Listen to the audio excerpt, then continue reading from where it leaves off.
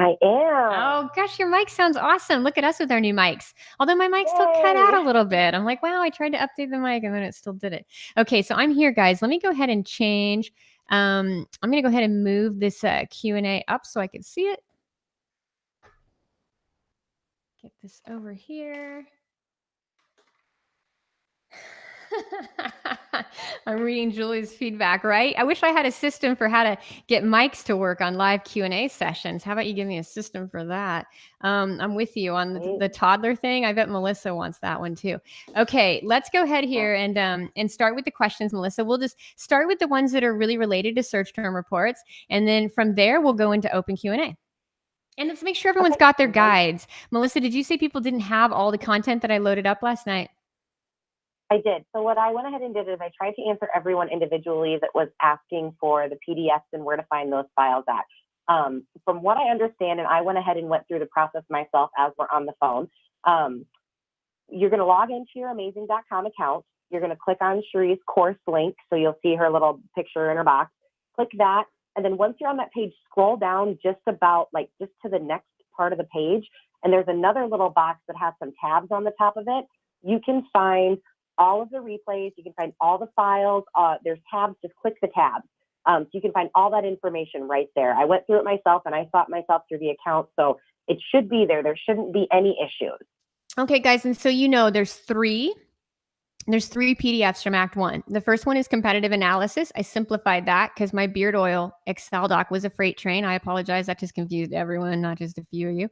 So I redid the entire structure for you guys because, again, I'm on the agency side. If I had taught this to every Amazon seller, it wouldn't be quite as valuable now, would it? So this is like, the first full-blown course with a lot of students. I've done some small masterminds in the past and for a lot of years, even in the Google days, but I've never done a big scale course till now. Just smaller mastermind groups. I've definitely taught strategy and I've taught agency level stuff. But anyway, so the competitive analysis thing did not work, just giving it to you how we use it at the agency. So I went ahead and gave you guys a simplified competitive analysis PDF. I gave you guys front to back a lot of good stuff, like Carolyn, a lot of my Mavericks on the trail, people that have had a lot of good questions for me. I gave you a complete front to back competitor keyword document, which is a PDF showing every step all the way through density. So again, I'm paying attention to the questions that I get here in the Q&A. And even this week, we have a faster kind of production cycle now because we're getting better at this. And the search term report will be out for next week. And with that, I'll take all your questions into account today, things that you didn't understand, things that I went over too quickly, things that you didn't have a clear visual, things that you need to see, put it in the feedback, and we'll make sure that it goes into the guide. So every bit of feedback you gave me during Act 1 went into those guides. So if you're looking at the competitive keywords guide, that covers everything from, like I said, density. It covers reverse ASIN, how to pull brand keywords. It just is everything that you've asked me about. And then the next thing I've done is put together a keyword research guide, going back to the same principles, how to separate my broad and my phrase match. Of course, a lot of that'll be in section 2 as well. But I gave you how I section into groups, and then I showed you guys each keyword tool, how I use it, how I filter those, how I build the sheets. So it's really step by step, and you should have a clear view of all the processes that we covered in Act 1. And if something is left on the trail, feel free to let us know in this class and we can make adjustments. The next thing, or in future classes in Act 2. And then the other thing that I did was I went ahead with these Q&A sessions. Now that we have the new marathon Q&A format, which I've got to dive into right now, we had marathon Q&A format. So I went ahead and rather than make you guys wait weeks to get those transcribed, I transcribed them right away because it takes a while to edit those transcripts with this many questions. But instead of editing them, I just went ahead and created a time stamped guide. So if you go look on the Tuesday and Thursday Q&A downloads, rather than just typing it up, I went ahead and gave you a timestamp for every question that was asked so that you can see which questions were asked and at what point in the video you can scroll to see your answer. And then of course we did the text-based questions for class 3. So all of your Q&A stuff is in there. I think the newest thing that you'll want to use is your Q&A sessions are now time-stamped with questions so that you know where to go to get the information again. And then more importantly, the step-by-step guides will take you through everything we covered in Act 1. All right, so I'm ready for questions. Okay, great. I'm looking through all of them, so I really want to touch on the search term report questions first, just to, stay on topic with what we're doing today. But you guys are submitting some great questions, and I have every single one of them in a list right in front of me. I've copied every single one of them, so nobody's getting left behind. And then if you feel like you are left Okay. behind, you can always post back up in the thread, because sometimes Melissa's doing an amazing job of like trying to group similar questions together so everyone gets answers. And you may have had something specific that we overlooked. Yep, very true. Okay, so this is in relation to the search term report. How would you adjust this when you, let's see here, when you won't have this report with the new product? So if they have a new product launching and they don't have a search term report, what are your suggestions for that? Well, that's how you build one, right? That's the good news about this entire course is every product is new and every campaign is new. Let me tell you, when I get into a campaign, someone gives me a campaign to manage, they don't have good search term reports. In fact, they're fairly funky. So, because normally they don't have good campaign structure and normally things aren't organized and they haven't got the right keywords and they're not driving enough volume. They're not ranking on the right keywords, right? So the search term report is nothing glorious. Trust me, I get like 3 or 4 seed keywords and then I put it to bed. So good search term reports are created. So as long as you follow the campaign structure and everything we covered in Act 1 through 4, and not everything, just grab those guides and do the step-by-steps. If you just follow the keyword research guide, you're golden. If you just do the competitor's keyword guide, you're golden. So go through those guides, do the steps, super straightforward. And then from there, you're going to build out good campaigns. If you really want to look at like a clean campaign outline, next week, we're going to cover campaign outlines in detail. So you'll have a clean start. But if you want to look at one because you're anxious to get started, you can go to the preview session, which is in the back office, preview session 2.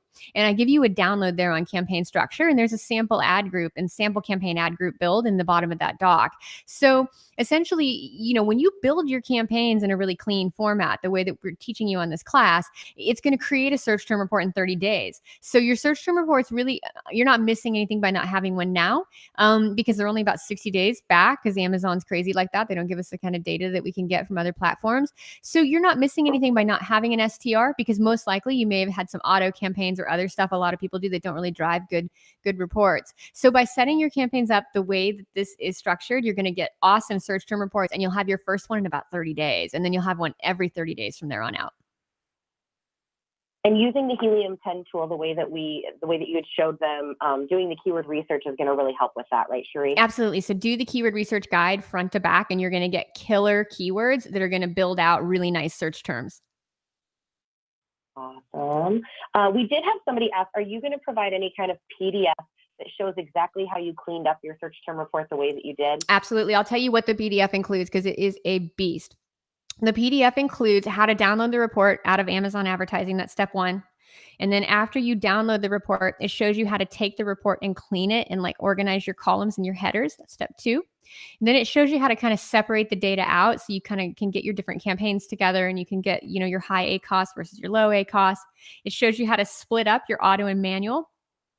And then from there, it shows you how to add your new kind of metric columns that I teach for quick decision making, because the faster you make decisions and changes, the more you beat your competition to the punch. I mean, again, think about that. The faster you get those new search terms into your campaigns, the sooner you get bids on them and you rank, and your poor competition can go cry real tears.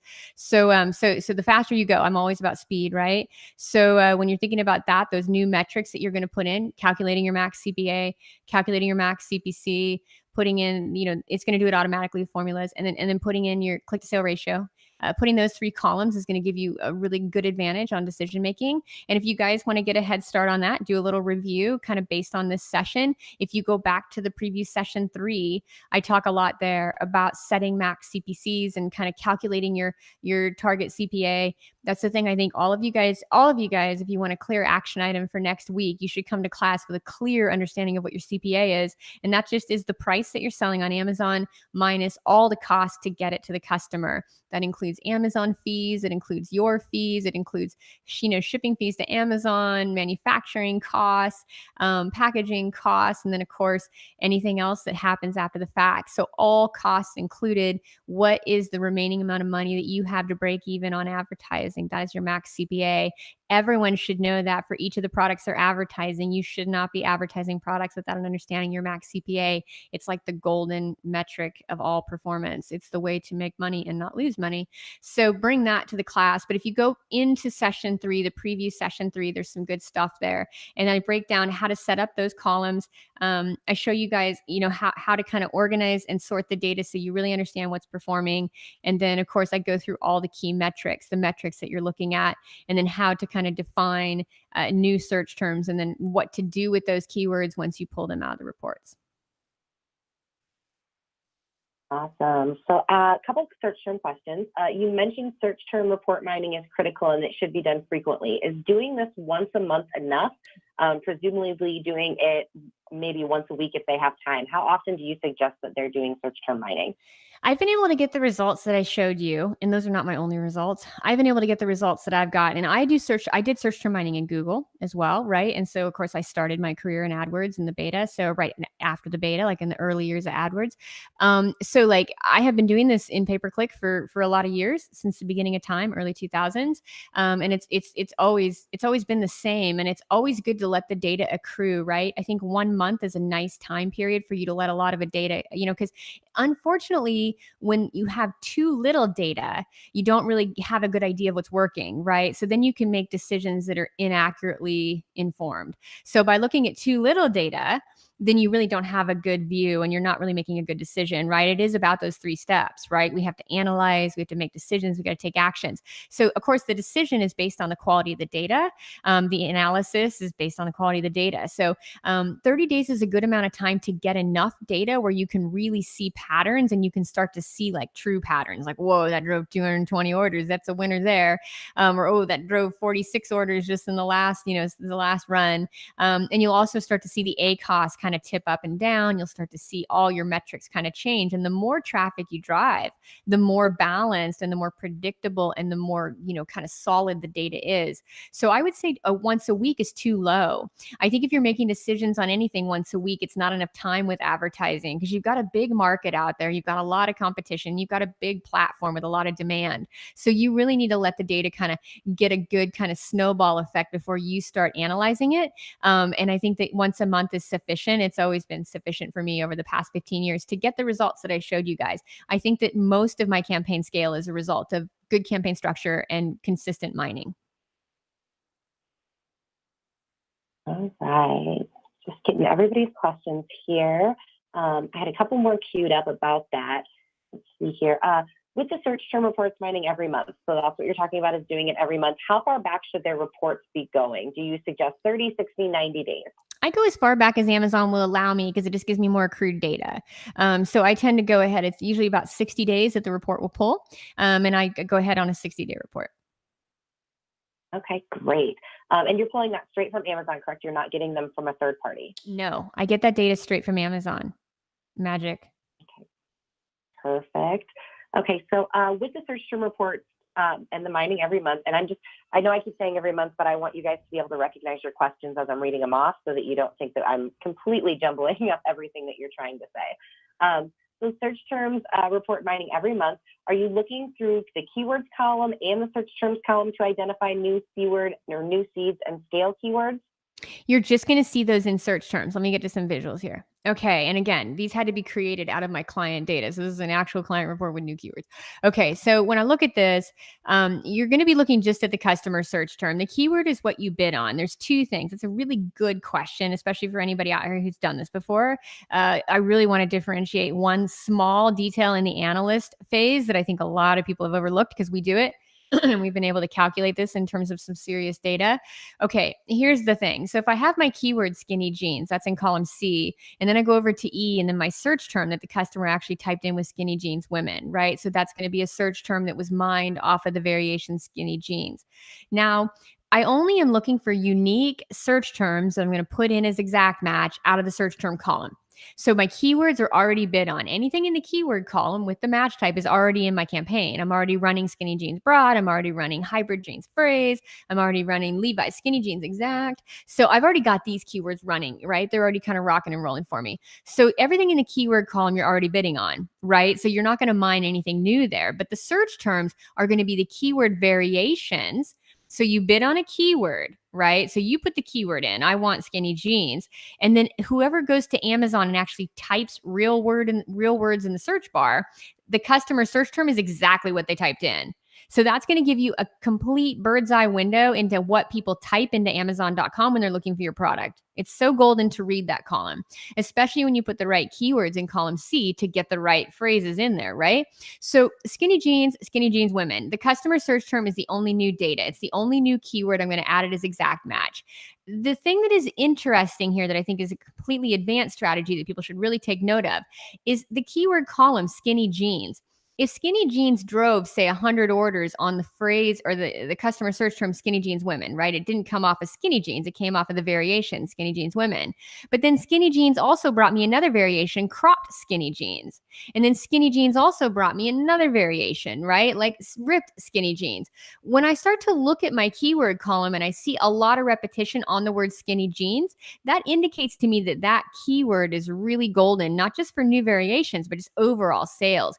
And those are the keywords that I push my ad rank on. So in my skinny jeans broad ad group, this is where the beauty of good structure comes in. There's only one keyword in there and one match type, right? I'm going to go bid that guy up. I'm going to do my bid for rank strategy that I outlined for you guys in Act 1. Now that I know that, not Act 1, but the preview one.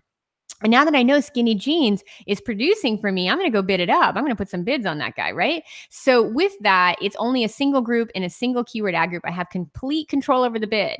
Remember that your ad groups are a bidding structure, not a keyword structure. That if they were meant to be keyword groups, they'd be called keyword groups. They're ad groups, right? So use your ad groups to kind of manage your advertising investment and manage your target audience and your shoppers and where they're at in the buying cycle.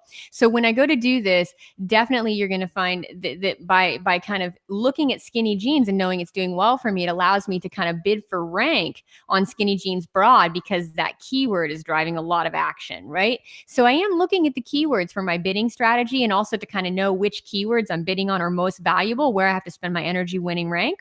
And then from the customer search term where I get all the new stuff, those are just quickly like new variations from column E.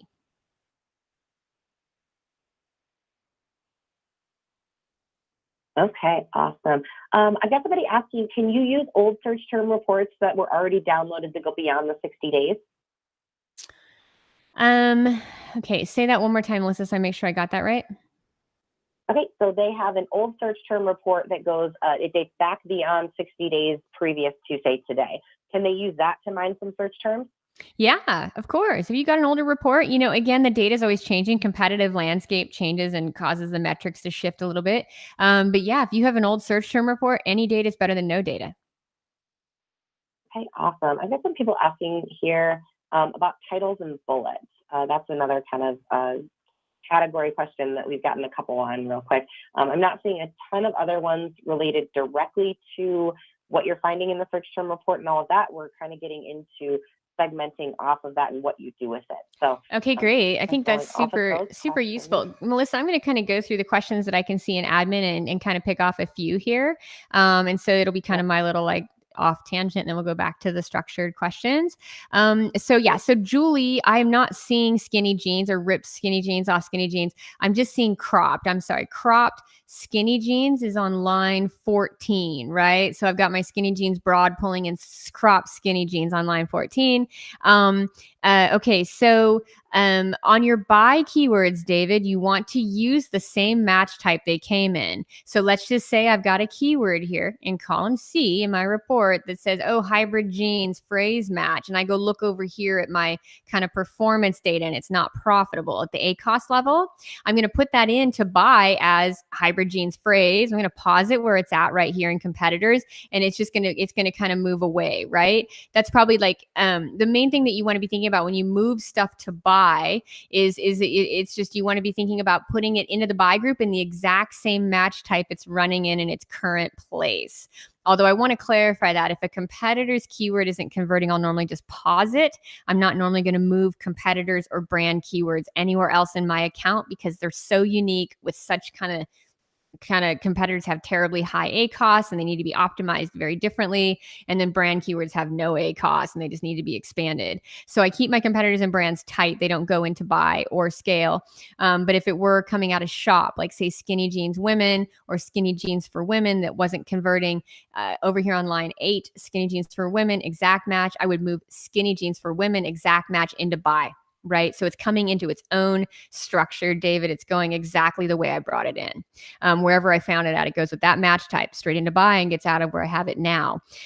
Fatty, it's good to see you, Fatty. The above the fold is everything that happens above the scrolling place on Amazon.com. So when you get to Amazon.com and you put in a keyword, when someone goes to search, when they start to scroll, they drop what's called below the fold in advertising. And it's a really important differentiator because even when you're buying advertising, ads that show up below the fold are fairly useless to me. I really, if I'm going to be paying for them based on impressions and views, I love a bulb, I want to know that when the page loads that people see the ad. So people don't scroll very often, very low on the search results. They certainly don't go to page 2 hardly at all. So above the fold just kind of defines the area where you're probably in the top 3 to 5 organic listings and the top 2 or 3 advertising listings that the shopper can view that immediately without having to scroll too far. The further they scroll, the further they are away from the fold. Okay, next one here I've got, let me see. Okay, dun, dun, dun, dun, dun. Yes, okay. You will not find your click to sale ratio, M. Weber. I'm going to teach you in the instruction guide how to create your click to sale ratio, right? So I am going to show you how to create a click to sale ratio. And again, the click to sale ratio is something that I do to keep a good pulse on my campaign. So I'm going to show you a simple formula for that. So you're going to create your click to sale ratio. It won't already exist for you. It will be one of those tiny competitive advantages that no one else does. Okay, so when we talk about this SendGen 2009, we talk about moving something to the buy group that's not profitable. Well, essentially what that means is I have keywords in this list that aren't doing well for me. And David, to clarify, you totally nailed it. We would not pull a search term into buy because if it's not got a good ACOS, it wasn't really a piece of gold. Now, was it? We're talking about mining here, right? So if that keyword has a terrible ACOS and the search term it has a terrible ACOS, well, we didn't find anything good there, so we don't do much with it. So a high ACOS search term isn't valuable to us. We're just looking at the stuff that comes in below our target ACOS or at target ACOS. So if it's got a high number, we don't do anything with that search term. But if the keyword continues to produce bad ACOS, we move it into buy. Okay, so there we go. Dun, dun, dun, dun, dun. Yeah, you're not When going you're to talking about moving, Cherie, do you want to talk about moving keywords? We've got a lot of people asking how you're doing that. Yeah, we're going to talk about that. We should cover that. I just want to make sure I cover any of these small kind of questions that I can knock out. Then we'll get back to this. Okay, so what keyword? Yeah, I think it's time, Alyssa. Let's go ahead and kind of jam back into this. You go ahead. Okay, great. I've got somebody asking, should I include search term keywords that were already included in titles and bullets? There is a 250 character limit, so they could use it for other keywords.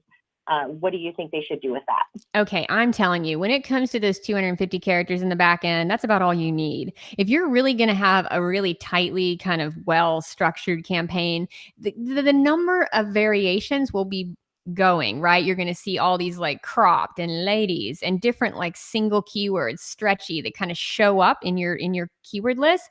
But your core seed keywords are still going to be, it's Amazon, it's very short tail, are still going to be skinny jeans, Levi's skinny jeans for women, right? Those are going to be the big kind of dominant high demand seed keywords that people use.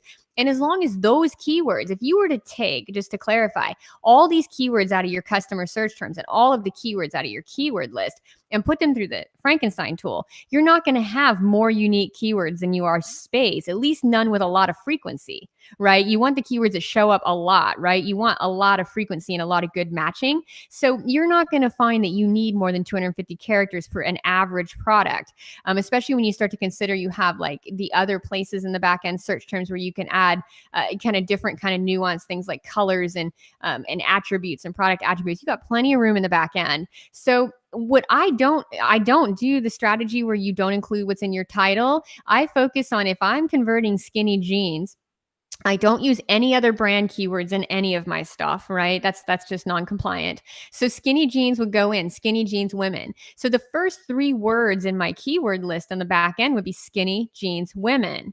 And then from there, I would add, if I continue going down and I have other words, I would add denim, and then I would add cropped. And then I would add, it's very simple to kind of, if you just use single keyword phrases and you pull it through Frankenstein and you kind of look at the kind of look at the frequency of those words and you use the ones that show up in your sales data most frequently, you should be a-okay if you want to duplicate the keywords in your title. Again, you got to remember that 80% of your sales are going to come from 20% of your keywords. So you want to maximize those on the back end and in your advertising, right? It's having a ton of variations isn't nearly as powerful as having good rank on the variations that drive sales. All right. When launching a new product and planning lightning ads, should they start their sponsored ad campaigns before the lightning deals or right after they're finished? They should always have sponsored ads ranking on page 1 during a lightning deal. They're just tremendous, depending on the keywords that you're bidding on. But you get a nice little badge during the lightning deal. It's like a little like a deal badge, and it is great for click-through rate. It's great to drive your sales history, right? So if you're trying to get some new ad campaigns, to kind of get on the good side of the algorithm and get under its wing, a lightning deal is a fantastic way to get your ads ranked because they are so more frequently clicked and more frequently bought. So the lightning deal will not only drive up your click-through rate, it'll drive up your rank by driving up your click-through rate, and then it will drive up your sales, which will drive up your rank even better. So lightning deals are really nice, and I always have my clients email me in advance when we're doing lightning deals because I tend to maximize rank on all keywords during the lightning deal. Awesome. And asking specifically about your example of skinny jeans, in what ad group would you place the phrase skinny denims as a keyword? Okay, so if I got skinny, okay, 2 answers there. So if I had skinny denim and I had never seen that, that'd be like a brand new modifier. It shows up in the search term column, skinny denim, but it has some sales or, kind of a performance data attached to it. It's going to go to scale. Right. So if it's had 2+ orders and I'm seeing it in search terms, it's going to go as exact match into scale. Now, if I'm looking at that keyword and I've never tested it and I'm getting it out of a keyword tool like Helium 10, I have no data on that keyword. It's going to go in shop because I'm testing. Okay. Yeah, we've just got a lot of people asking, are you going to show them how to move keywords into different groups? And how do you do that? I think that's a repeat question we've gotten.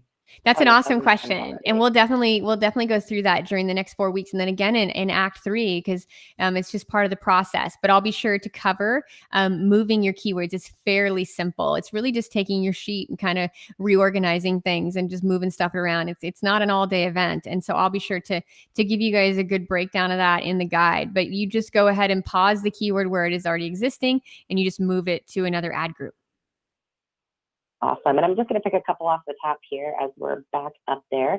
As you mine the search term report, what actions should be taken to enhance the organic ranking of your product?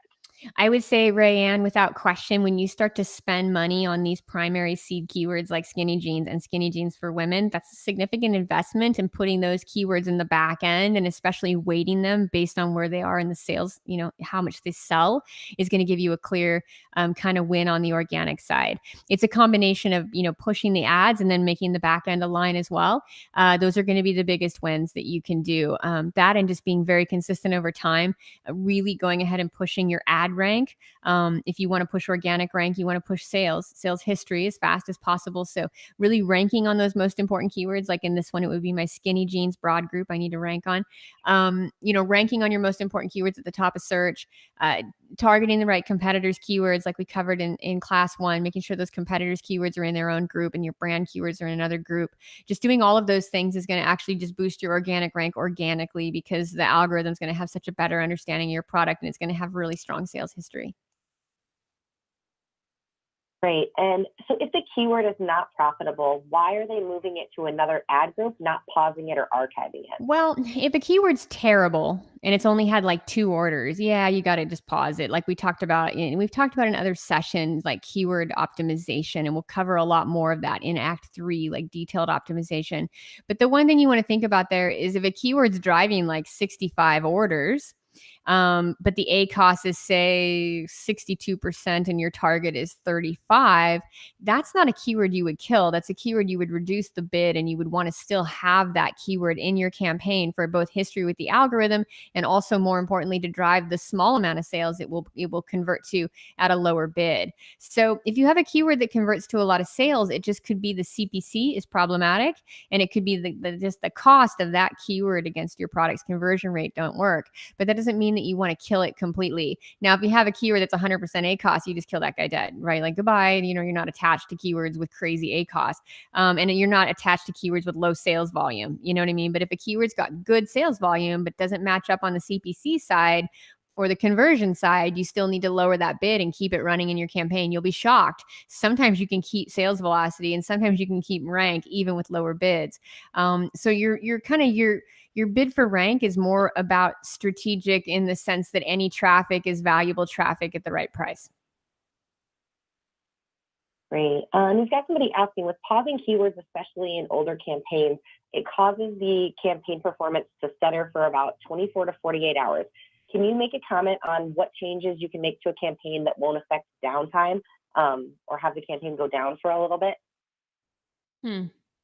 I feel like that's kind of a wild card variable there. Go ahead and read that one more time to see if there's something I can give in that. But I think anytime you're talking about a campaign being down, it's such a variable. It has to do with where you're ranked at, how strong your sales history is, how strong your competition is, what category you're in. There's so many details there that would be tricky to state what you would do with that. But go ahead, Melissa, read it one more time in case I missed something. Okay. Yeah, of course. It says pausing keywords, especially in older campaigns, causes the campaign performance to stutter for about 24 to 48 hours. Can you comment on what changes to a campaign that will not affect the downtime on campaigns? I see what you mean. Well, I mean, when you pause keywords, I see you're saying when you go add new structure to your campaigns, like new ad groups with the same keywords and better bidding, you're finding the old ones kind of peter out because you got to pause them, and the new ones start to kind of ramp up a little slower than you like. I think that's a really good question. That's why I want to make sure I understood it. So if that's the case, I'm telling you guys, and I do this, and this is everyone's own deal. If I've got old campaigns, I go ahead and keep those keywords running where they're at now, and I just simply put new keywords with more aggressive bids and new ad groups, and I let them kind of overcome and win out from the old stuff, and then the old stuff kind of phases itself out without causing any lag in sales. So now if it's one of my campaigns, I don't do that because I don't have old stuff. So, I have just clean campaign structure, and I move things very strategically, and there's no duplication in my accounts. But if I'm doing somebody else's account and cleaning it up, without question, my strategy has always been to use a good campaign shell where I already have sales history, and to kind of restructure the primary keywords that are driving sales into a good structure. And then I let the old stuff kind of die a slow, fairly quick death over 30, 60 days. So one thing you could do is not pause the keywords where they're existing if you want to try to not have that stutter phase. Otherwise, you can kind of suck it up in the stutter phase. I've done that too. And yeah, you're right. The sales are going to take a dip while the new keywords gain traction. But when they do take off, they're going to be so much stronger than the old stuff. You're going to wonder what you're even doing with the old stuff. So you could do it however you see fit. I've tested it both ways, and it's a win out the gate either way. You can do it as a transitional thing, or you can just go straight in, kind of suck it up and let everything die down while the new stuff picks up. Yep, and he wanted to clarify, he didn't mean necessarily downtime and the campaign stops. He means reducing the click rate. It reduces the click rate for a little bit. I caught that after she read it back. Thank you for clearing that up. Yes, that's exactly what I was saying. Exactly. So if you want to kind of reduce your whole campaign will kind of slow down because you got new things going on with the algorithm. So yeah, I think if you want to reduce that downtime, keep the old stuff running and then just outbid it in the new groups, and it should kind of phase itself out. All right. Okay, so I've got somebody here asking, what if my modifier has multiple variations and synonyms? How should they handle that within building their campaign? Oh, put them all, you don't want to do too much duplication. So we talked about that over in the keyword research phase.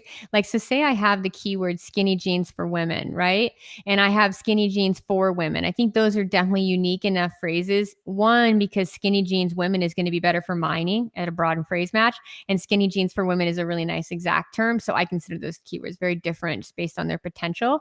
But if I had say, women's women singular skinny jeans, or other variations of those same predominant seed keywords, like just different flip outs of skinny jeans, I'm probably only going to bid and shop on like 3 to 5 variations. I'm really not going to overload it and try to get every long tail variation that I haven't tested. Because if I haven't tested it, it doesn't really matter until I know how skinny jeans performs. And I want the algorithm to work hard for me and show me what variations are actually good for me. So I'm really not going to do a lot of guesswork there. So on variations of a keyword, I'm going to take the ones with the highest search volume, right? So I'm going to go into the keyword tool, the keyword variations that have the best search volume and the most potential for expansion and match types, like skinny jeans women.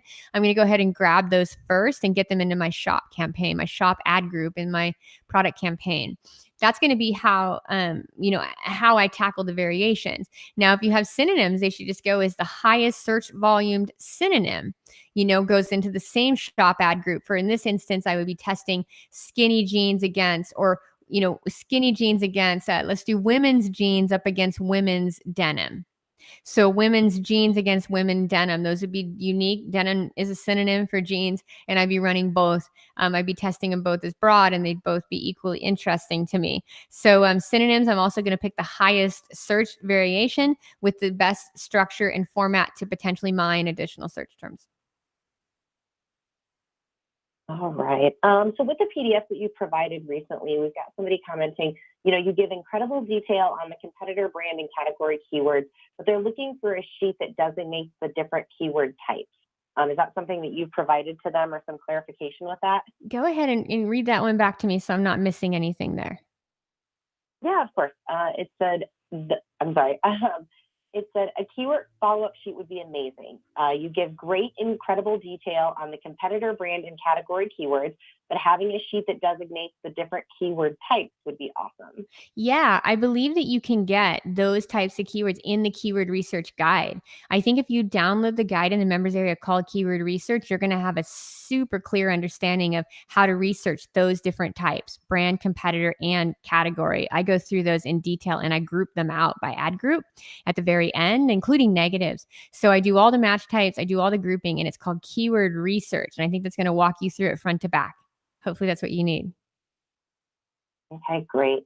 Next question was, how can you keep doing analysis, decision, action? So your steps: analysis, decision, and then action, if they have a huge account, several SKUs, and several keywords. How is that manageable? Well, it shouldn't be hard. I mean, several SKUs, several keywords. It's just you go through the data and you grab the stuff that's unique and you kind of add it. It's just a process. It takes a couple hours in an afternoon, and it's really not like in terms of search term mining. It's not so extensive. Just depends on when you get your reports sorted by product, right? That's one of the first things we'll cover in this guide is getting your campaigns named. We talked a lot about that in Act 1, getting your campaigns named by product, and only one product per campaign. When you have a clean campaign naming structure and clean structured ad groups, then you'll be able to easily manage that in a few hours per product. So it shouldn't be too tricky because you'll have to have an understanding of it. I mean, you're investing in those keywords. So unfortunately, you need to have a really good understanding of what's working and what's not at every product level that you're advertising, because that's the key to selling the products. Great. And just picking a couple off the top, I'm just going back and forth between what was submitted at the beginning of class and now. When you're bidding for rank, what match type do you do on this? Broad, phrase, or exact? Well, I'm bidding for rank at the ad group level. So when I'm doing that, like, so say I have my skinny jeans broad, if that's just the ad group that's getting a lot of sales, I'm going to just make sure I've got top ranking for it, right?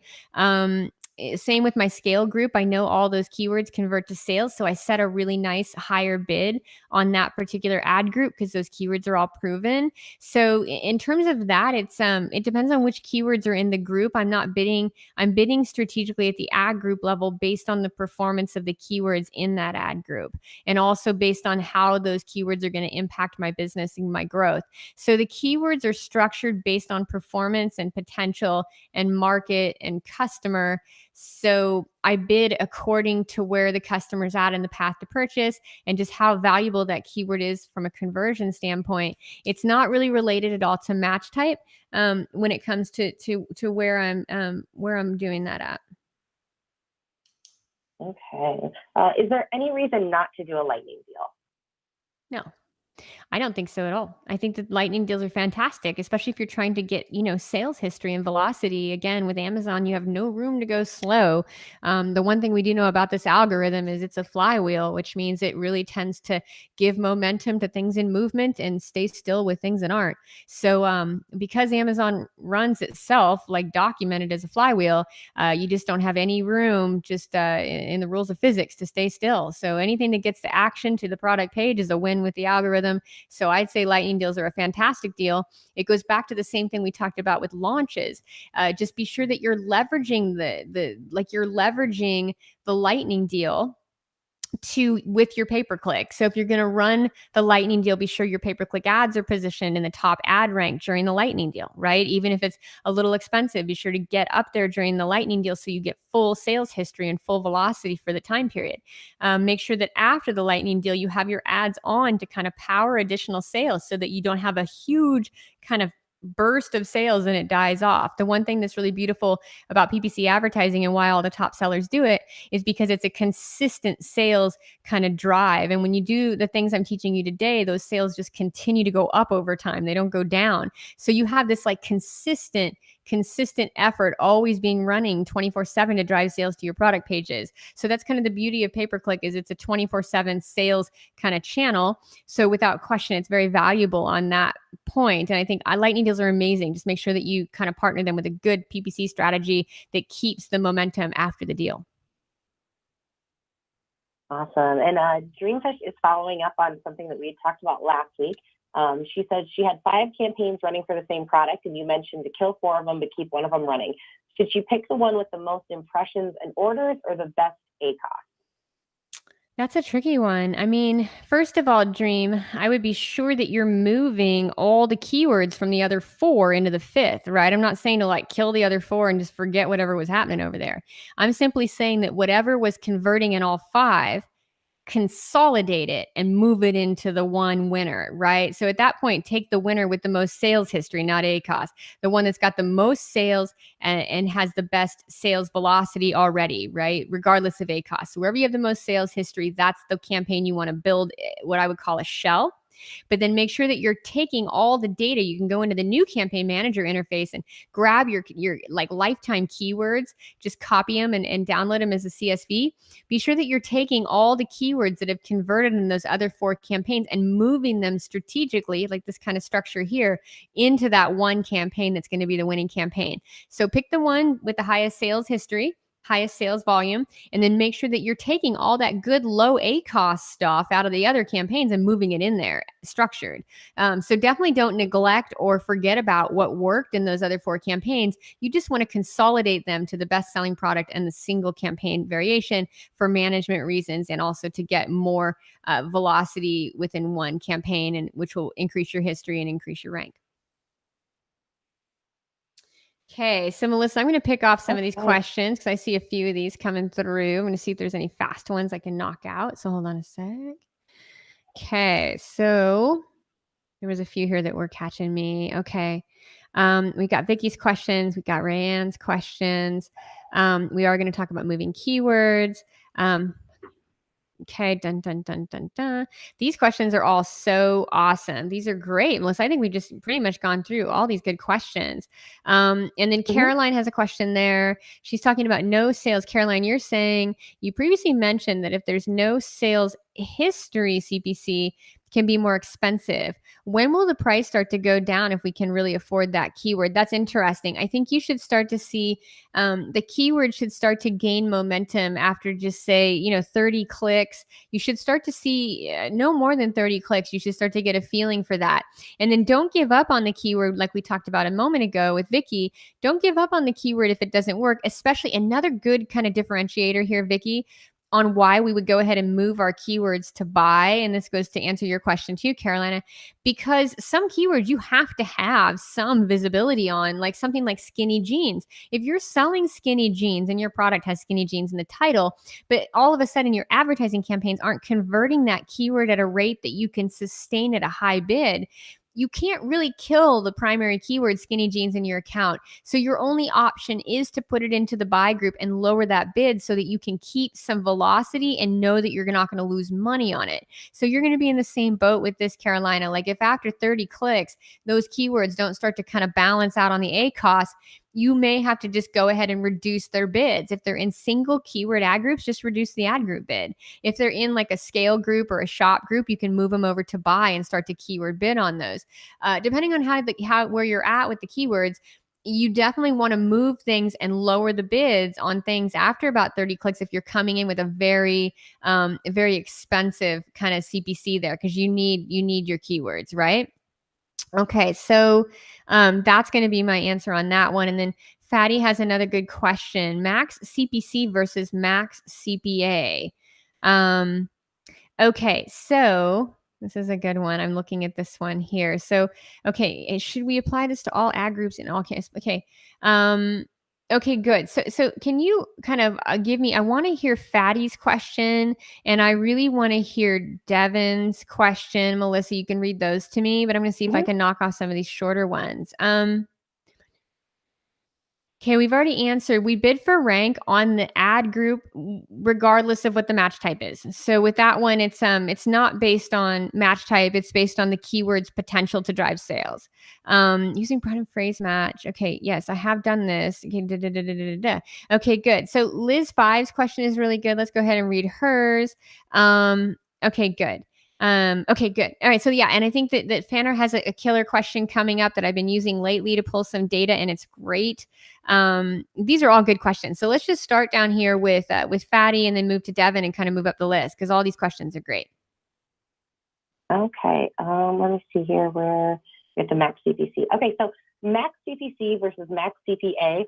When do we need to apply the rule that max CPC is less than max CPA? Should we apply this to all the ad groups in all the campaigns? Also specifically for acquiring market share, should they increase the CPC aggressively and forget about the CPA for now, or should they still make CPC bid less than CPA? Okay, let's cover that. So first of all, this is a great question. Let me see if I can break this down where everyone gets it. First of all, here's some formulas so we can be looking at them. Okay, so the first rule is that you're going to track your click to sale ratio, your max CPA, and your max CPC. They don't necessarily have to relate to each other in the way that you're explaining. So let me kind of go into a detailed structure here and tell me if you guys can follow me. I really wish I had a visual on this, but I'll make sure I put one in the class as we move into structure. Okay, so here's what I'm thinking. So if you're going into this, the main thing is your max CPA is simply what you keep for your internal business pulse of like, okay, how much can I pay to acquire a customer at break even? Just to review for everyone on the call. Your max CPA is the cost or the price that you're selling the product on Amazon for, minus all of your cost of goods sold, minus everything that it costs to get that product to the customer, including Amazon fees. If it comes out of your pocket to deliver that product, it's coming out of your total sale price, and you're left with a max CPA. After all money is spent to get the product to the customer, including Amazon fees, including manufacturing costs, including shipping, you're left with, say, in this example, a $15.50 max CPA. That is the maximum you can pay to acquire a customer at break even. Now, from there, the things that make advertising work. So CPA is what makes our business work. And this is a killer metric for you guys to understand, because this is what makes all business work. In fact, when you get to the big tables in advertising where you're working with like a Target or a Groupon, or you're sitting down, with a big company, like a big nutrition or supplement company, the question that they always ask across the ad table in big campaigns is they give you the number that they can pay to acquire a customer. They know that number like clockwork. And they tell you directly, I want to buy as many customers as possible at this rate. That's how everyone from Coca-Cola to Budweiser, any player in the world of branding and retail is doing this. They pretty much say, okay, here's what I can pay to acquire a customer. And then they come into the agency and they sit you down at in the strategy room. And the whole conversation is about how many customers can I buy at that rate? How many customers can you buy for me at that rate? And that's what my whole job has been for 15 years. So the question is always based on what the customer acquisition number is. Some companies, of course, have a little bit of juice in there where they don't have to break even. But almost every player in advertising is trying to break even on that CPA, especially performance-based advertising.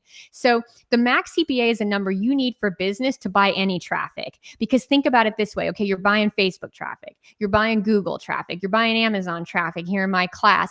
You should be able to tell yourself which of those traffic sources gives me the best price to acquire a new customer, because the game is acquiring new customers, right? This is all about making money. So about making money in business, because cash flow is what kind of feeds your business growth. So we're always kind of looking as a strategist in advertising, okay, where can we get the most traffic for the best CPA? How can I acquire as many customers as possible? That's the thing for scale and market share. But then how can I do that profitably, right? And then what channel, what channel, what keyword, what placement, what tool gives me the best CPA, right?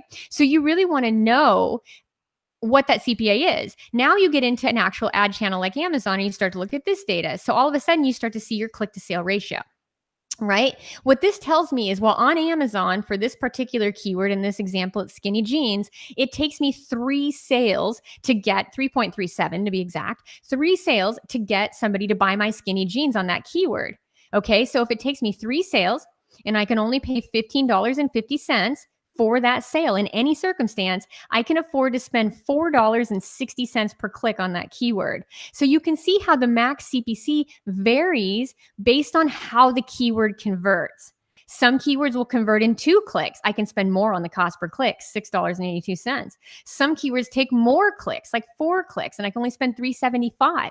So what you're trying to look at there is every keyword is going to be different. So it's not as if like your ratio there is just kind of based on what's the maximum you can bid on that keyword or within that group to make it work. Now, the other thing you want to pay attention to over here in column I, which is the other variable of advertising that I feel like we might have missed in this, Fanner, is your CPC is what you actually pay, right? So even though you might bid $7.50, because ad rank is a formula based on your sales history plus what your competitors are bidding, and it's all kind of mashed up, your average CPC could be significantly lower than what you're bidding. Most of these keywords I'm bidding in the $6 to $7 range, my bid. Now with that, you can see my average CPC is coming in at $2.18, $1.36. So my bid has nothing to do with the CPC. My performance is what drives my cost per click, right? And my rank. The higher you're ranked, the more sales you're going to drive. The more sales you drive, the better you look on the algorithm. So there's all these like factors that most people don't consider. But when you bid for something, most of the time, your average CPC is going to be fairly lower than what you're bidding, but you can still take top ad rank, drive more sales, and get a nice CPC out of the deal. So what the max CPC does for you is it lets you see the stuff that has bad ACoS. And I wish I had that screenshot from last week. When you have bad ACoS, you're going to notice that you're paying more for that CPC. So you just have to cap that one keyword, not the entire group and not the entire campaign. You just got one keyword that's not converting at a good rate, not performing at a good rate, doesn't have a good, has a really high click to sale ratio. It takes you like 10 clicks to get a sale. Maybe that keyword's too general. Maybe your product's not especially relevant. Maybe your competitors have drove up the terms. It's too common. All these things can make that CPC look really nasty. And that one keyword, it may be important for your category. So now we've got to lower the CPC to make that keyword work, if that makes sense. And you move it into a buy group so you can manage that. So you get a little bit of history on it, but it's not blowing your budget. So again, your max CPC is kind of a formula based on how well the product is converting against what you can spend to buy traffic. So, okay, good. So Office, so glad you're back. Anytime I see the word buffering now, I live in fear. Like I told you guys, I had some sleepless nights over the word buffering. I don't want to just try to find a different word. Like if you can go right now, Office, and Google a synonym for the word buffering, you might save me from post-traumatic stress syndrome. So if you find me a different word for buffering, we might be in a better place, because I'm pretty scared of that word at this point. That and audio cutting, yeah, you guys find synonyms for that stuff so you don't cause me to have a full-blown panic attack on the call. Okay, it did. So this is so Senjen saying it cut off too. So here we go into the panic attack. I'm going to break a sweat and have to turn up the AC. Okay, so those first classes killed me. Okay, so let's go ahead back into questions, Melissa. So hopefully, this is, where was this though? Was it Fanner? Who really, oh, there it goes. It's this, can you hear me, Melissa?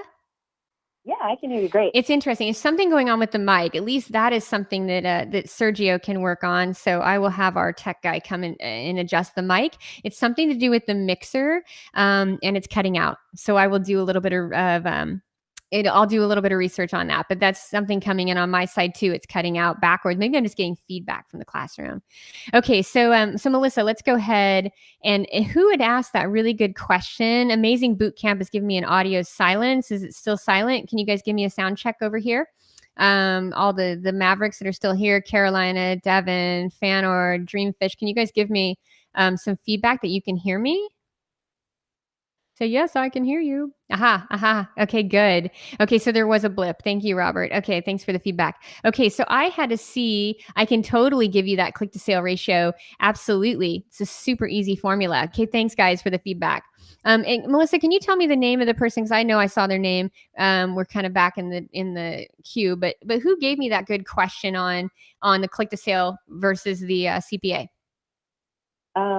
Let me see here. I don't have their name on my list, but give me 1 second and I will grab it. And David, Gary, Smile. Good to see you, Smile. Mr. Positivity, Devin, thanks for the clear up there. Rayanne, great.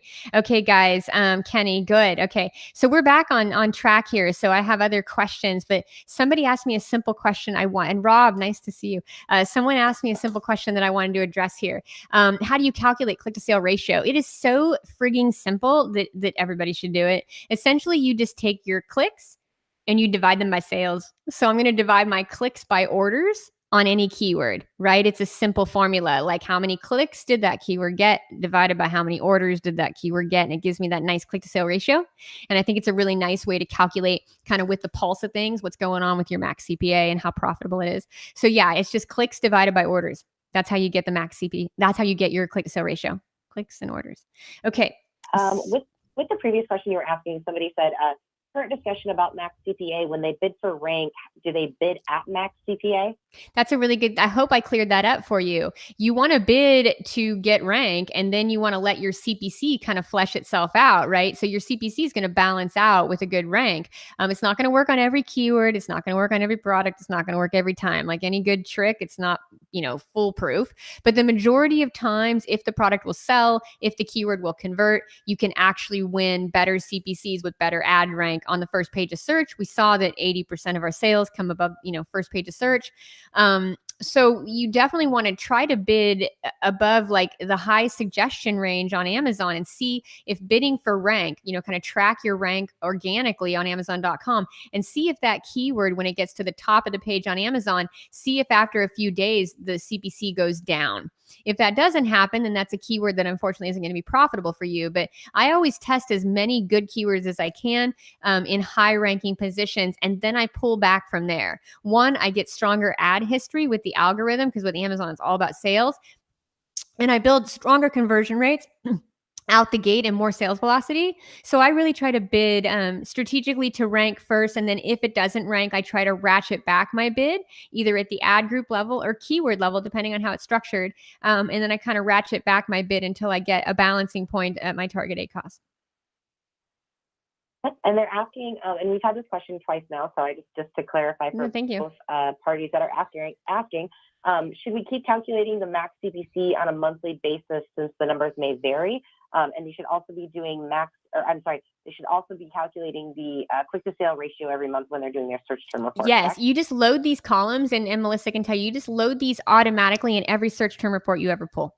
So you just put these columns in manually yourself. They're just a formula. And if you've done Excel, you just drag the formula down. You'll see it in the step-by-step guide.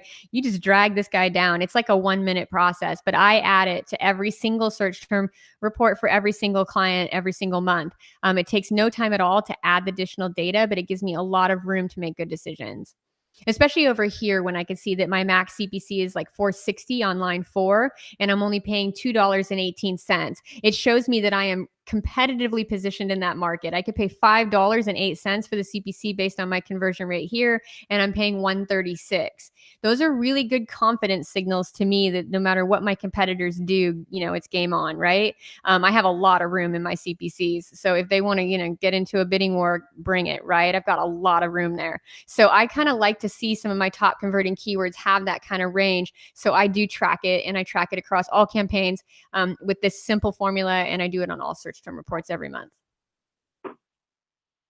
Okay, great. And going back to the questions that you had picked out, I went ahead and highlighted them on my Thank sheet you. so we didn't get lost within all of that.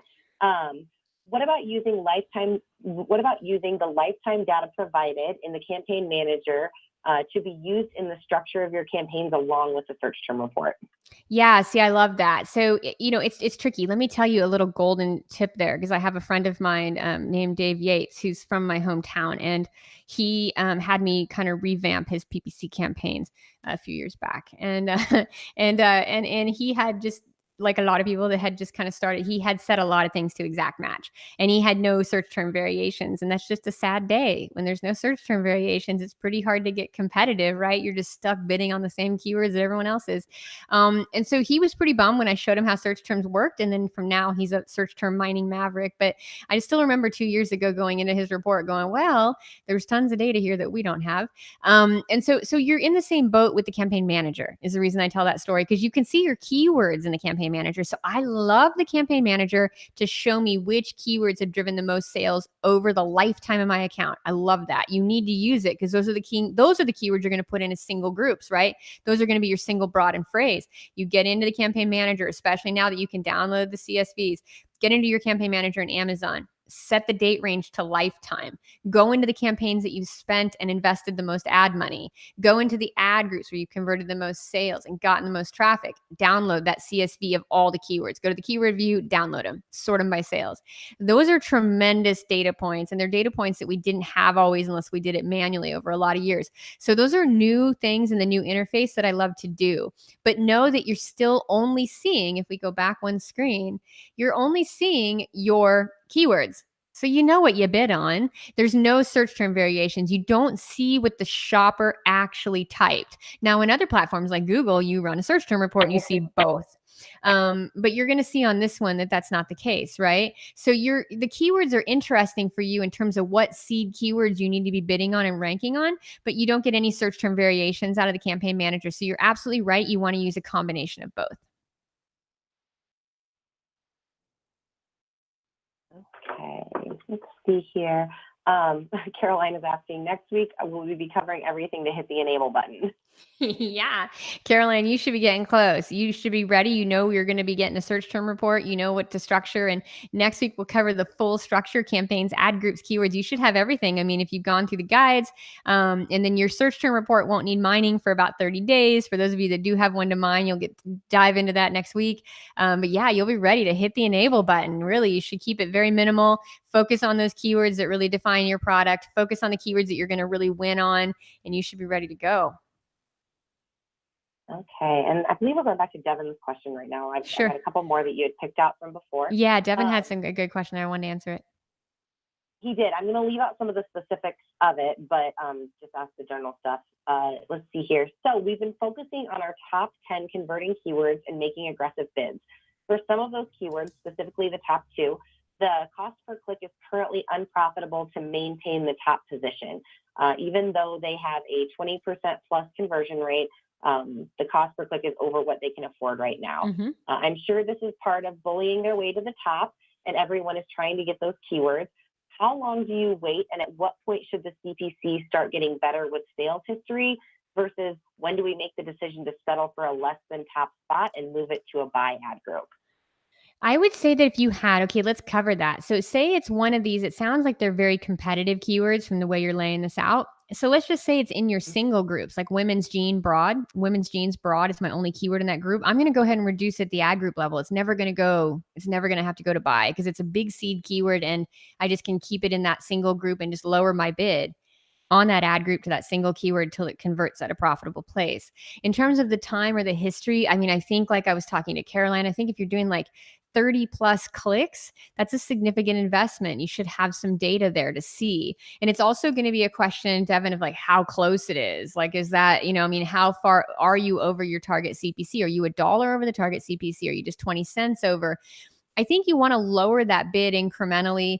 If it's a really broad keyword that really defines your category, I would put it in a single group and kind of maneuver it that way at the ad group level. If it's a more kind of granular keyword, like one of these in this list, I would go ahead and move it into buy and set the keyword level bid on it there. But without question, I would take it very incrementally and kind of reduce it down slowly, because you'll be shocked at how far you have to concede before you can get traffic. So you may have to concede the number one spot. That is true.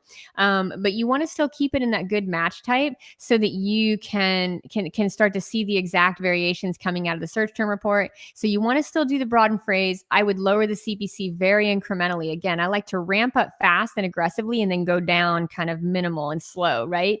So as you're reducing bids, it's almost like the algorithm is just crazy about you. If you're ramping up with high bids, it just gets a nice signal from you. But if you start to aggressively, kind of move down, you might not, you might go too soon. So if you're already at the 30 click point and you don't really like what's happening in your performance and profitability metrics, but you're mining new search terms, you might concede a little bit of time to get those search terms solid, like say a 30-day period if you can afford it. If you can't afford it, then I would just be reducing it kind of gradually until it's profitable for you. Okay, here we go. It's a massive, Devin's going to think, it's a massive exact match. I have it in our scale group. Have you tested that exact match, Devin, at broad and phrase? Obviously not phrase if it's struggling at exact. How does it do it broad?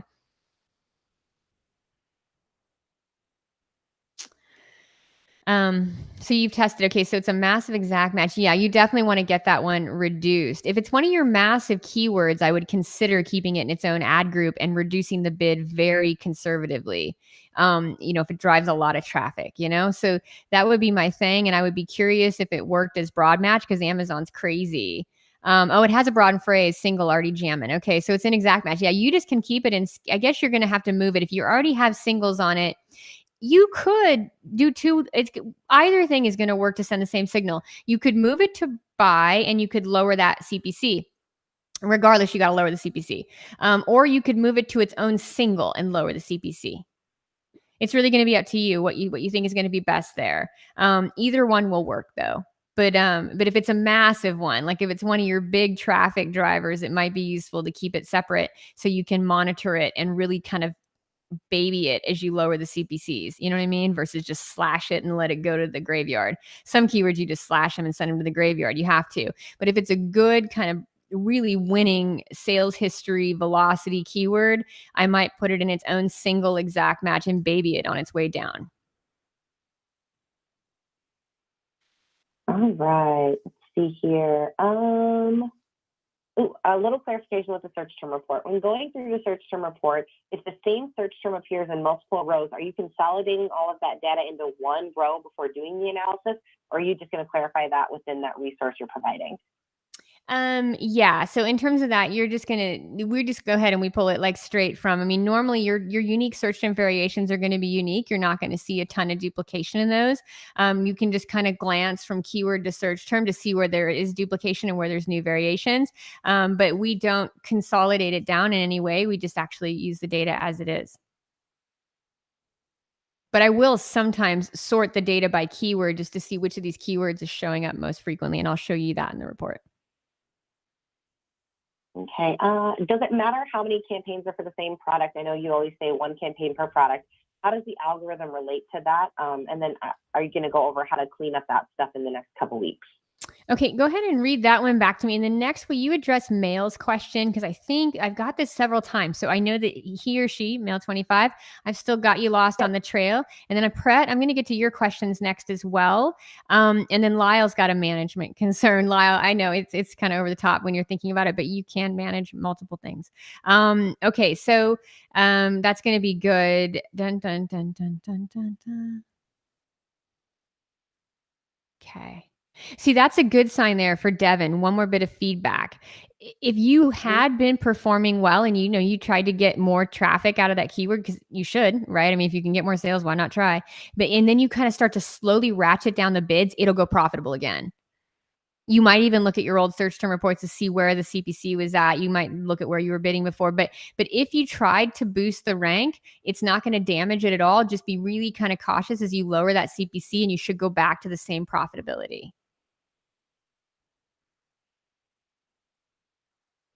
Okay. Do you want me to repeat that question? You still want to wait some more from Devin? No, I think I got Devin's feedback there. This is awesome. Okay, so dun. Yeah, success for Devin. It was the same question we covered. Success. Devin was asking about what he would do with an exact match keyword that was really driving a lot of sales for him, but not profitably. The CPC was too high when he got competitive on ranking on it. So my suggestion is to peel that exact match, since it's an important keyword, into its own group and kind of slowly decrease the bid to see if you can still get some position and a lot of traffic without compromising sales velocity. And then go ahead, Melissa. I think the next ones in line are Pret. And it looks like Lure VIP has a question. Can you kind of go through our list and see what that is?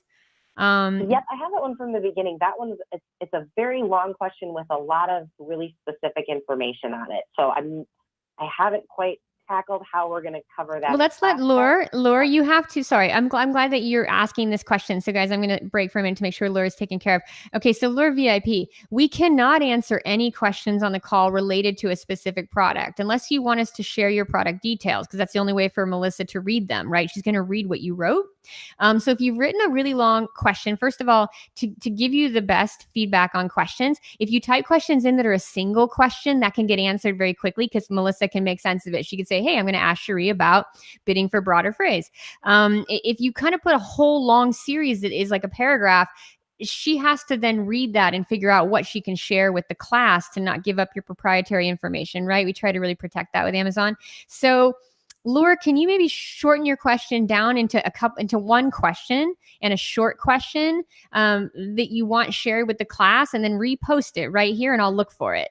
So be sure your question is very concise. It's a single sentence, maybe two, and it doesn't reveal anything proprietary about your product, because all of those things are obstacles to us reading them live.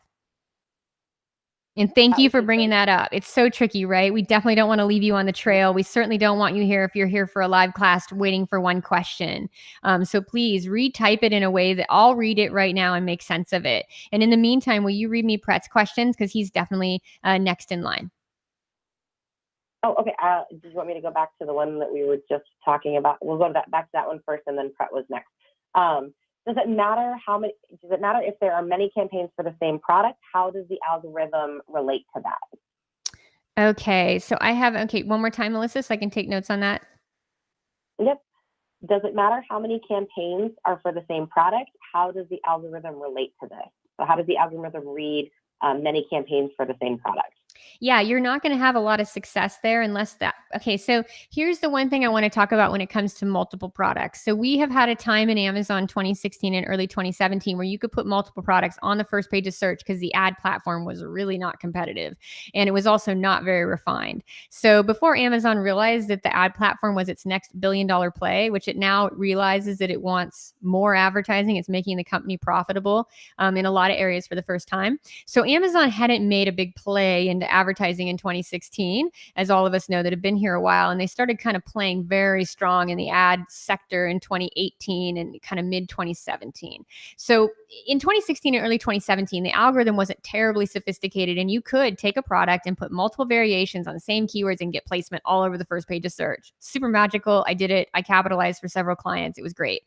Now the algorithm is much more like the Google algorithm, where it's very sophisticated and it's able to kind of select one product per brand, and it selects the best selling products and the ad placements.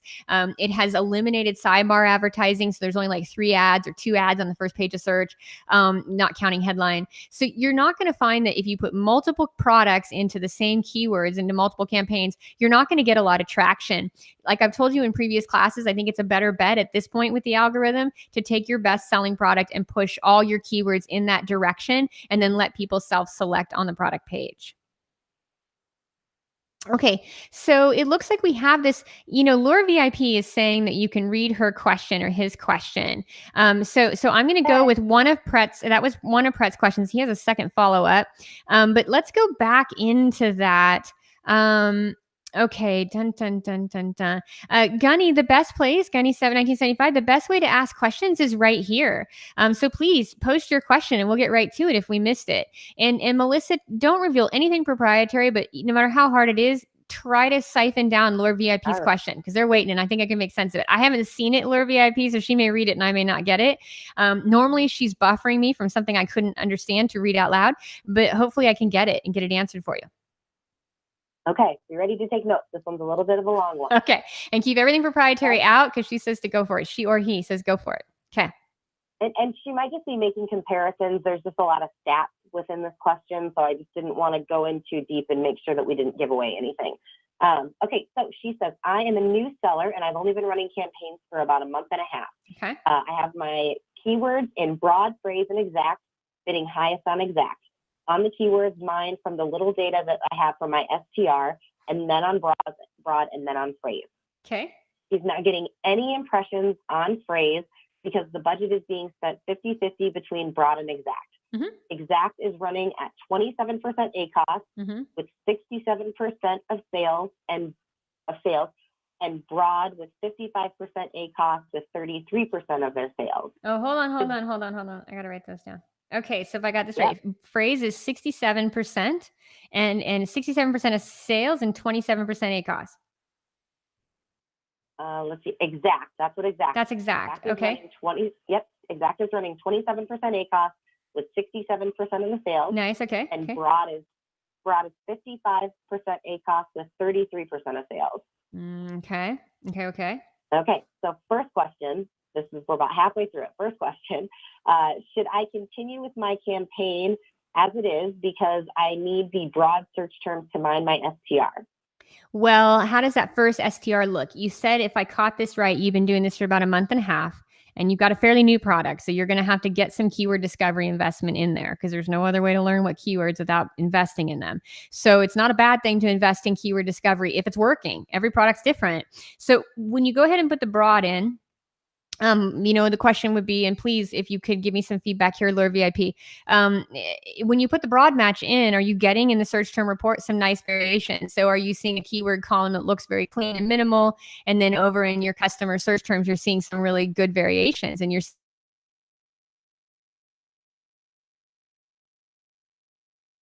variation at higher ACOS of 55%. And is the keyword that you've got set up as broad, is it your primary keyword? Like for me, again, in Amazon, you're painted into a corner. Like people search very broad and there's a lot of volume and people just don't go too deep down the query trail. They do a little bit of it, but it's definitely not where the massive amount of sales history is going to be acquired. So unfortunately, a keyword like skinny jeans, I have to have that keyword. Like it's not optional. I have skinny jeans. I have to make it work for me in some capacity. So is this keyword so crucial to your campaigns that you need to know what search term variations, because everything is going to relate back to it. Like at this campaign, everything's coming back to skinny. That will be the keyword that drives my business. That's where my main investment is, right? So everything's coming back to skinny. So I have to make skinny work for me. Or is it one of those keywords at broad match that you need those new variations because it's such a kind of crucial keyword to the strategy? Or is it one of those keywords that you could take or leave? If it's like just a kind of keyword like for me would be like women's high-waisted jeans or stretchy skinny jeans. Those I can kind of bypass and I would pause the broad because it wouldn't be crucial to my strategy. So Lure, I would need your feedback in terms of, because we're going through your strategy right now. Is that keyword that you're putting in broad match, one, is it bringing you new variations in the search term report that are valuable? Can you see that it's working to do the mining for you?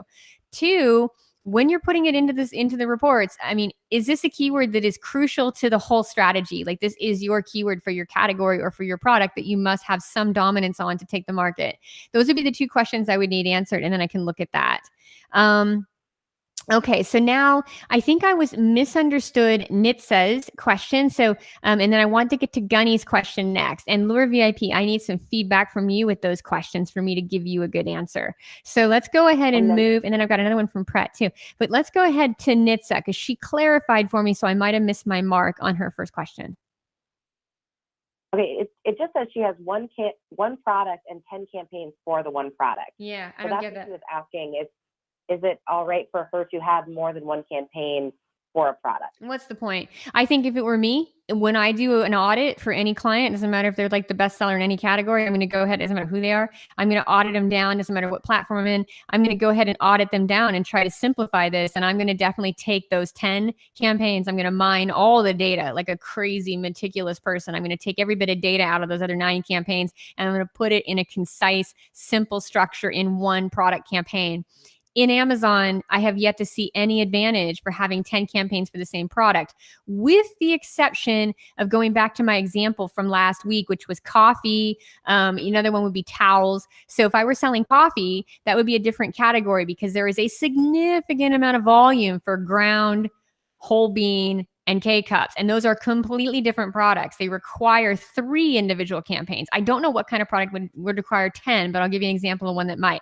Coffee would require 3 campaigns because it's so distinct the way people shop. They either want to grind it themselves, they want to put it in a machine in a cup, or they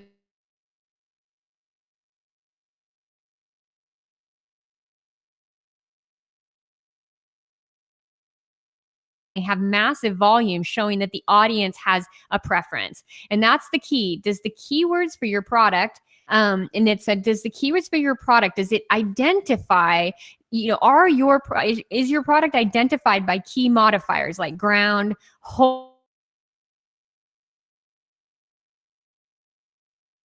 Okay, so say you had blue towels, pink towels, gray towels, white towels. That is another kind of the main modifier that determines the product. So for example, when someone is shopping for towels, color is a significant criteria for the purchase decision, right? Some people are going to pick color before they pick fabric, before they pick size, anything in towels. They're going to think about decor. So now color gets a significant amount of volume, right? And the kind of color someone is searching for is indicative of the product. So then I do need 10 campaigns to hit all colors accurately because I need to kind of match up my color searches with my colored products, right? Just like I need to match up my coffee searches with my coffee products. So if the keywords need to be separated in a way where the products are completely different, even if they're like the same ASIN or even if they're in the same category, if they're the same kind of product, but essentially the keywords are very differentiated, and then the product itself is differentiated either in color, style, size, or form.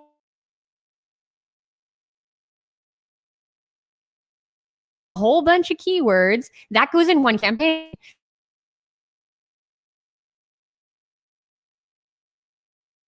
Trail. And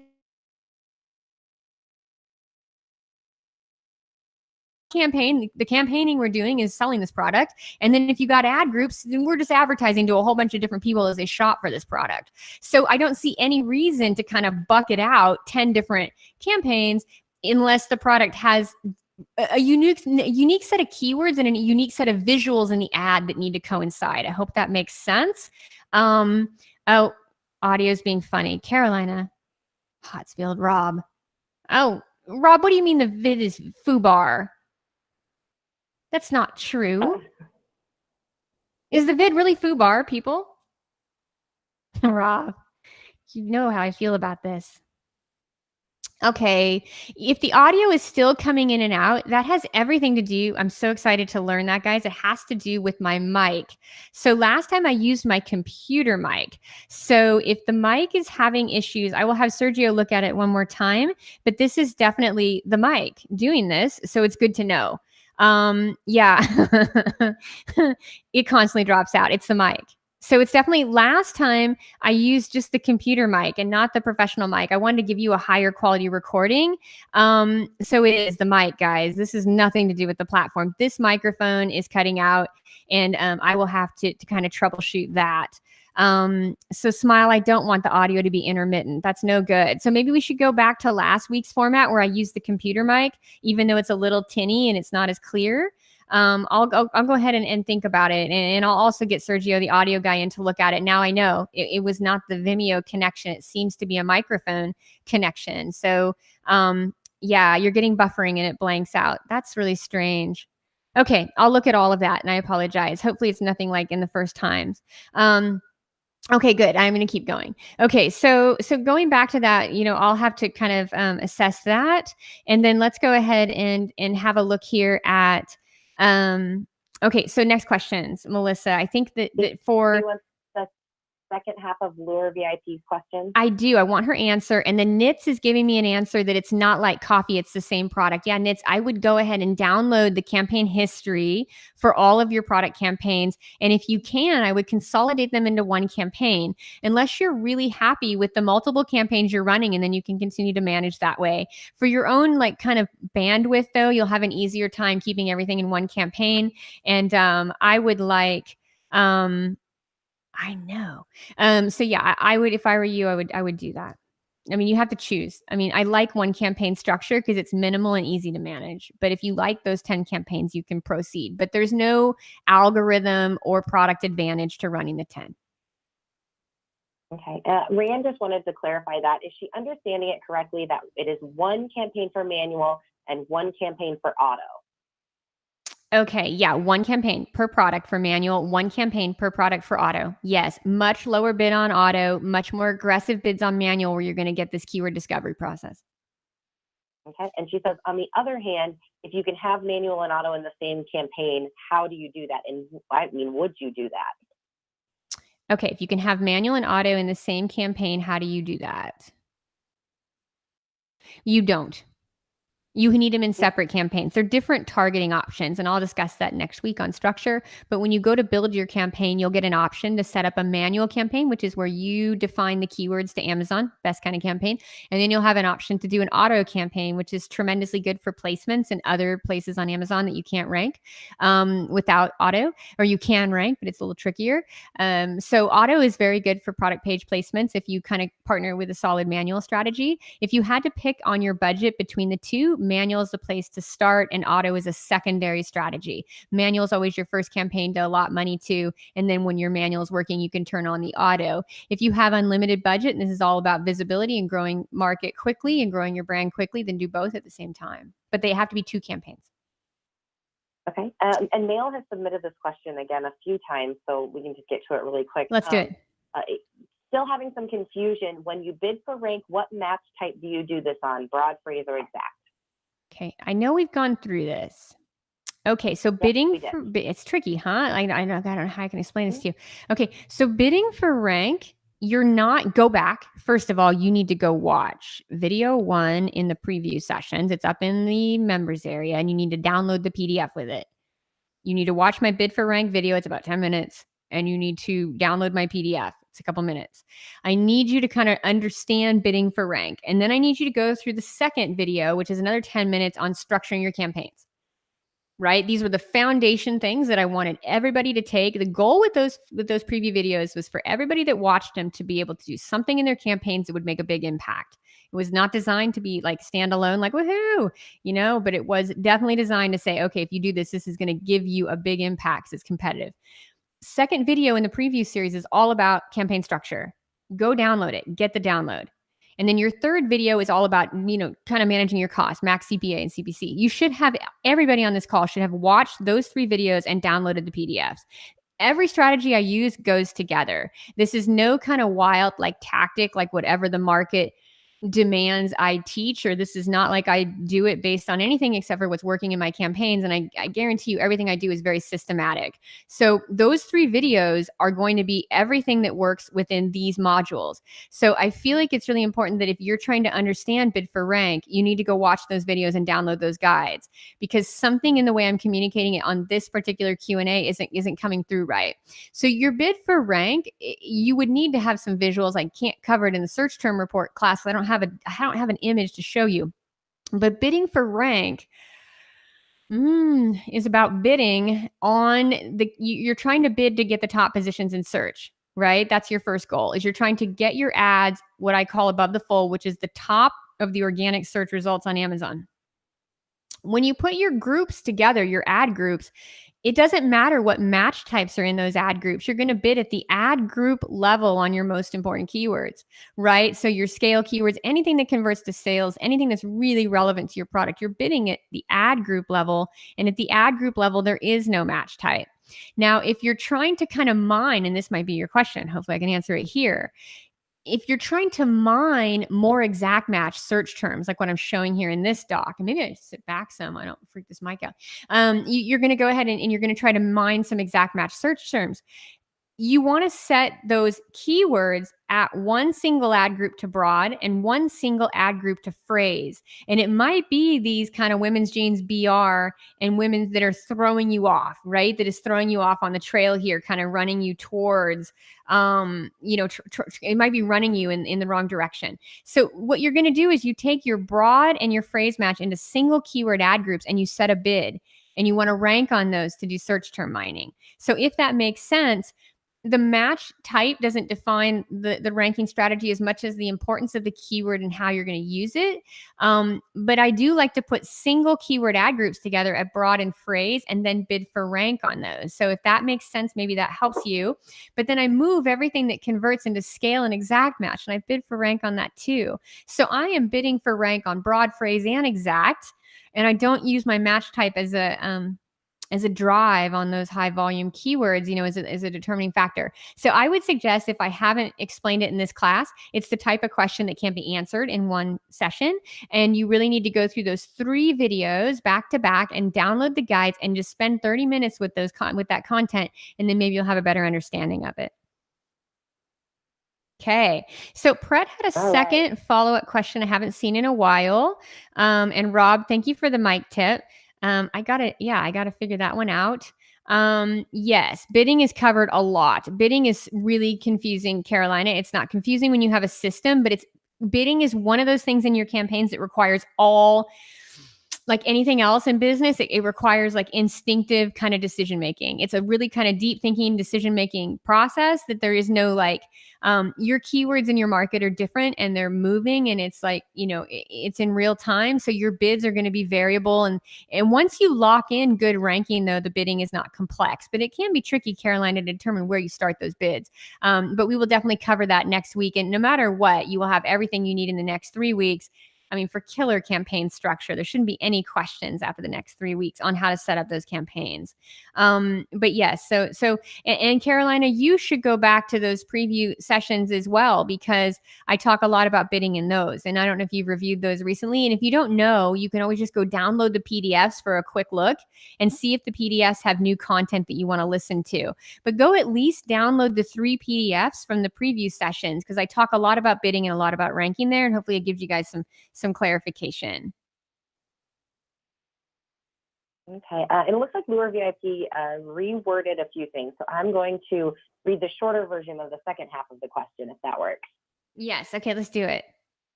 Awesome. And wait, I'm sorry, Melissa, I didn't want to interrupt you, but Carolina, thank you so much for that question. And will you do me a huge favor and take some notes when you're out there trying to work on this? Would be awesome for you and I.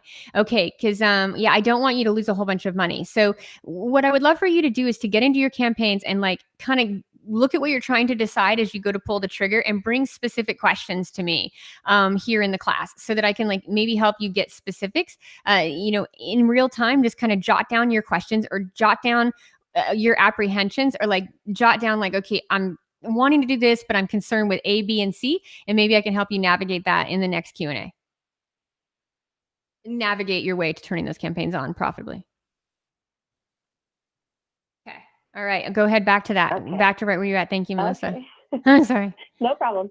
I'm getting a decent CPC on the main browse keyword in exact, but I'm worried that since I'm running out of budget already by lunchtime, I should forego the decent sales I'm getting from the keyword and focus on the shop keywords where they have way lower search volume. Okay, give me that one more time, because she's probably right. But can you run it right by me so I can take notes? Yep, of course. I'm getting decent CPC on the main browse keyword in exact, but I'm worried that since I'm running out of budget by lunchtime, should I forego the decent sales I'm getting from that keyword, or focus on the shop keywords where they have a way lower search volume? Okay, now you need to answer a question for me here. I need feedback from you. And this is Lure VIP, right? Yep. Okay, Lure VIP. I need to understand, what is your okay, so what is the ACoS on that exact match in browse that is eating up your budget?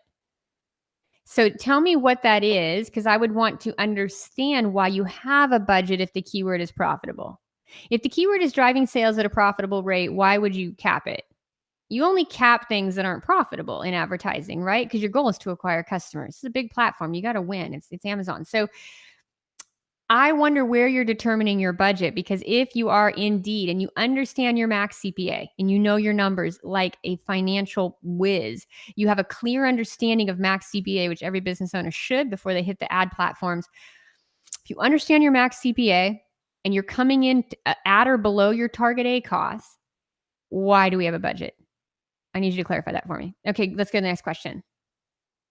Okay, I've got a couple of these highlighted that you had pointed out from before. Let's see here. How many products can one person realistically manage with all the CPC? Well, it depends. I mean, you should be able to manage a decent amount of products. I mean, you should first of all be focused, but let me tell you, how much can you manage at what skill level, right? You do have to let yourself acclimate to this, and you are just learning it. And part of the experience of learning this is to kind of master it so you can have a better understanding of your products and how they sell and how to sell them. So, one thing about advertising is it's selling stuff. And in business, a lot of success in business is about selling stuff. So, knowing how to sell stuff is a good skill. So, regardless, you should learn it and you should tackle it. But that doesn't mean you have to do this all at once. Why don't you go back to your business center reports and pick the products that are most important to you, products that you're heavily invested in that are also working with the algorithm that have good sales and good unit session percentages, and focus on those first. You don't have to take this across all ASINs and all SKUs. It's hysterical. I had a guy come to me who's got a killer, like best-selling product on Amazon, right? And this is an awesome story. And he came to me to audit his accounts. And I went in and I went through the audit, and he had a gazillion different variations in a million different markets, not million, but like lots of international, a handful, there's not a lot, a handful of international markets and a lot of product variations that were all very similar visually. And here he had this best selling product. So when he came to me, he says, okay, I want to get all these variations like selling. And he gave me his list of priorities. Then I go pull the business center reports and I'm like, well, all your money is made on this one product variation. Like, this is a significant deal. And you have a competitor on that variation that is threatening the entire thing. Like, you have one competitor that's very nasty that you need to get a hold of right now, and one product that you need to tackle to make all the money that will give you the cushion to experiment with all these other products and variations. You start getting into a lot of variations and a lot of products, and you don't know what the market wants. You don't know what they're going to prefer. It's a massive risk. And so to me, it's like, focus on what needs to be won. It's that 80-20 principle in business. Which of your products is driving significant sales organically? Which of your products is performing really well?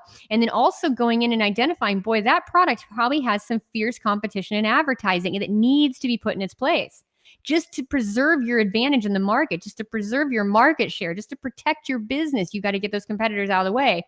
So my only advice there is, don't try to do this like peanut butter across all your products, and don't try to spread it out, because that's not how markets are won. That's not how business is won. It's all about focus. So my idea there for you is, especially if you're just learning this with me, you're learning advanced advertising with me, right? This is not a beginner's course. I own an ad agency. I run $1 million campaigns. I mean, so what I'm basically saying to you is, if you have to learn my strategies here with me, which I'm so happy you're on the class with me, you should focus in on the products that are going to make the biggest impact for you, and give yourself some room for that learning curve. And then more importantly, you should tackle the products that make you the bulk of your money and the ones that are most important that you preserve market share, and you should take those first. Because with the way the Amazon ad platform is today, there are a lot of people cropping up in it. And the one thing I want you to take away with this class, and please do, is I want you to own your market. I want you to be the baddest man or woman in town. Please do. I am every day, not in every capacity, boy. Sometimes I can hardly figure out what leg to put in my pants on first. But in advertising, I tend to own my categories. And I want you to have the same experience after this class. So please, for me and for you, focus on the campaigns and the products that you can win on, and take some time to learn this and execute across some really key products that when you take market share, one, you're going to make a lot of money. And two, you're going to take out some competitors that are probably getting kind of cocky right now, that will have no reason to be cocky after they deal with you. Okay. Okay, let's see here. All right. try to go through the ones you had picked up before, and we're getting kind of going in a lot of different directions here. Okay. If one of the seed keywords has its own ad group and drives a lot of traffic, how do you make sure that the other ad groups in the campaign get allocated money by the algorithm? In other words, say you have a $50 campaign budget. How do you know that all the ad groups will get a fair share of the budget? Would you consider opening different campaigns to make sure that you can split the budget allocation? Okay, back to budget allocation. So, I would reduce what I was bidding on and just make sure the stuff that's actually working just gets the budget. And I would make sure that if it is performing below your target A cost, that you keep the budget increased and open so that it doesn't cap on you. Um, so it's a tricky question there. I wouldn't set up. I mean, I understand about budget allocation. That is really important, but maybe you could be thinking about it more as like bid allocation. So maybe bid higher on the keywords that you really want to rank in the top positions. Maybe reduce your CPCs versus your budget on other keywords. I'm not exactly sure how I would approach that, because my approach to the ad campaign structure is to uncap the budget and make the campaigns profitable at all costs. So I'm just very like, I'm all about killer keywords. I'm all about reducing my spend. I'm all about kind of managing things in a granular way and scale. So for me, I'm uncapping my budgets, but then my campaigns are meticulously managed, like I'm going to teach you here how to do. So if you're not at a place though, because you're still learning to do this, where you can uncap your budget, totally see that. So maybe, I'm not sure, I would bid on less. I don't know. That's a tough question, because I wouldn't know how to manage that. Okay, let's see here. Using broadened phrase match for my best keyword still has a very high A cost. I've done this for a month to get a search term report. What suggestions do you have? How is that search term report looking? And then no matter what, you can't go beyond break even for advertising. So you have to start to slowly kind of reduce your bids, add those new search term variations in, and just very slowly kind of baby step your way back out of it until they get to a manageable point where they are profitable. Okay, I've got some feedback from Lure VIP. Do you want to go over that, or do you want to go on to the next question? Okay, so this is some good stuff though. So let me see. Okay. Mhm. Okay, so Dreamfish is asking the same thing. How many products can one person manage? I don't know. I don't think there's any limit to how many products you could manage. It's just all about, it's the same system regardless of how many products you're doing. Yes, I'm not 100% sure that there is a limit to how many products you could manage, but that's not to say that I haven't seen some crazy catalog. But considering most products are just variations of one another and have a lot of parent-child relationships, I personally haven't come across anything that I can't manage. So I don't think there's a limit to that. Okay, and then the second part of that is, how many hours per month do you spend on just one product, Sheree? It depends. Depends on what I'm trying to do with that product, but I spend a decent amount of time on all of my stuff. So it just depends. It depends on what you're trying to do. You know what I mean? And in terms of that, I can't, it's hard for me to say like how much I spend per product, because it depends on where that product is at in the life cycle. Like, am I cleaning up campaigns and doing a new build? Am I scaling a new product and trying to break in for ad rank? Am I actually, maintaining or scaling like new strategies? There's a lot of that in Amazon, like new placements, new tactics. I'm always testing new things, whether it's competitors targeting to remarketing. I spend a lot of time in the ad campaigns because it's my business. So it's what I do for a full-time job. How much time would you spend managing them? Not as much time as I spend, because again, it just depends on your own personal goals. But I don't think that, I would honestly believe that you could do good management of your campaign, and it depends on how many products you're running and how many variations. I really wish I could give you a number there, but I think it really fluctuates depending on the product and what you're trying to accomplish. Oh, that's a good one. Dreamfish is asking about monthly STR mining and optimizing. That's a straightforward process. You should get that knocked out in one afternoon a month. If you're doing just the STR mining and optimizing one afternoon a month, you might give yourself 2 days, one day to move stuff around, one day to analyze. So maybe one day to do the analysis and make your decisions, and then a second afternoon to actually move stuff. I do like to separate it into 2 days for that reason, so I can have fresh eyes when I start moving things around. But you should 2 days in a week, good solid afternoons with some coffee or tea, and a few hours and some good music. Good music is essential for search term mining. At least for me it is, but that's just because I'm maybe a Led Zeppelin fan. I don't know, but that always helps me, is to turn on some rock and roll and start to optimize my campaigns. I'm going to do some really quick ones here that were submitted before, just some kind of quick one-liners here. Can you target ASINs directly in sponsored product ads the way that you can in AMS? Okay, in Dreamfish, yeah. So you need to not be calculating like this. You are not calculating it correctly. Like you're being too granular. You need to get going with this and see what happens. I'm talking about optimizing an entire STR for an entire account. And my accounts don't just have one product. So an entire STR across an entire account, I spend a full afternoon on across 2 days. Right. And then, of course, I'm going into the campaign manager, like I explained to you, several times a week and pausing stuff and adjusting stuff and those kinds of things. But your search term mining alone, you should be able to do in a couple afternoons for the whole account.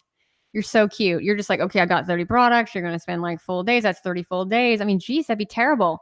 I mean, if advertising was that labor intensive, it wouldn't be a business. You know what I mean? It's a business. It's doable. It's your own products. I do it for other people. I mean, you'll be able to manage your own products within a decent amount of time. How do you calculate the exact amount of Amazon charges at the product level? It's going to be up to you in there. That's like an Amazon seller question. So you're just going to have to go into your fees and look like historically what all your fees are on that product, right? So whatever Amazon is charging you in the fees section of your back office, those are the fees. I know certain ones are always at 15% and there's all these variables and there's storage fees. But again, I'm not an Amazon seller. So with my clients, I just ask them for a straight out number. I tell them to include all Amazon fees, all manufacturing fees, all shipping fees, everything, packaging to get that product to the customer and send me the number. And then they do. And I do the math. So it's all about whatever it's being sold on Amazon listed that day at the sale price versus that number. And I get my target CPA. So I really think that, that if you're doing that, you'll just have to go through your business reports and understand that. Okay. Yeah. I'm trying to get to some of these older ones that were submitted at the beginning of the class. Can you hold 2 ad spots on a keyword using manual bidding and headline search ads? Yes. I do it all the time. Yes. Awesome. You can definitely do How do you headline search and manual and your sponsored products. I'll tell you about 80% of your sales will come out of sponsored products, but headline search is killer for brand visibility. Okay. How do you target the competitor besides placing their brand keyword on a competitor ad group?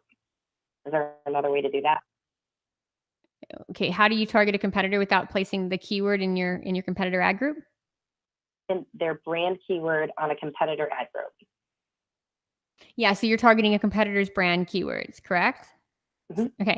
Yeah. How else would you do that? The only other way you could do it is you can layer on, there's 2 ways. You can layer an auto campaign in there and do a lot of filtering with the negatives. So you can do an auto campaign and that's going to target other placements always with lower bids. And then you can do your competitor keywords. And even when you see an ASIN in your search term report, go take it through Helium 10's reverse ASIN tool, get those brand names to bid on. So brand keywords are the best way to start the targeting. And then you can move down into auto campaigns. And I have found that if you do the targeted keywords and the auto campaigns, they tend to kind of overlap. And for some magical reason, I get more placements when I run auto and manual with competitors' keywords. So auto and manual together are really good if you can make the auto back out for you at your break-even ACoS.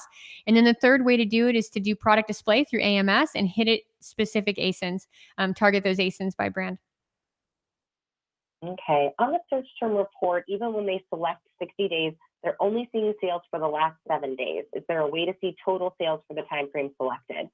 Yeah, that was an interesting thing. I noticed in the search term report, there's this column now that just has a 7-day sort, and we just use that column.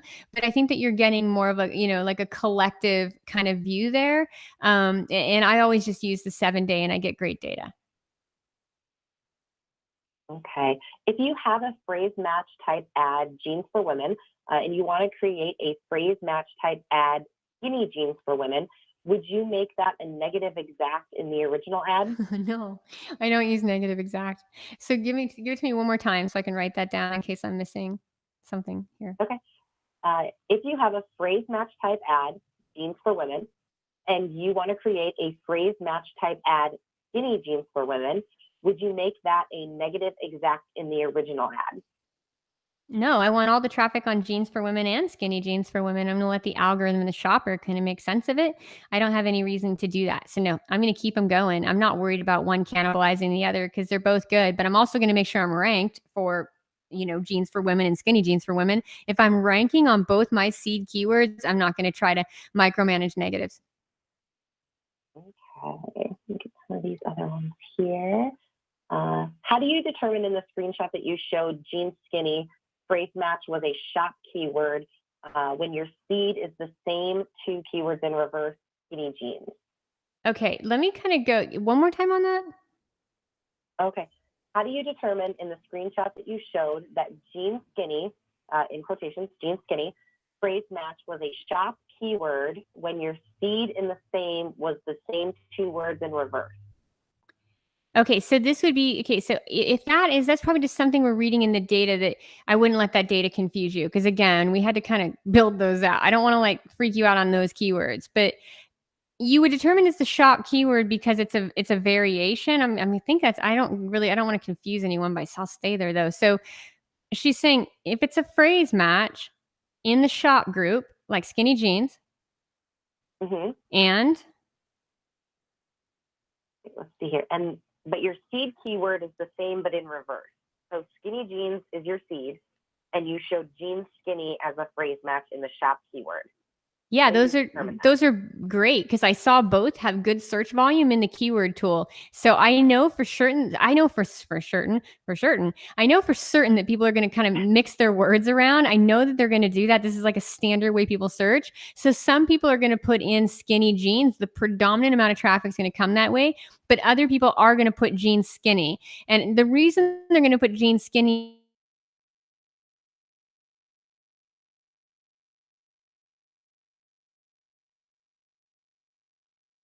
reverse. So skinny jeans is going to be pretty common. I'm going to be broad, but I'm going to flip it around, jeans skinny, and that's going to be a phrase because that allows Amazon to know that anything that includes the phrase jeans skinny in that order I want to see my ads on. And without question, that variation showed up in my skinny jeans search term report from Helium 10.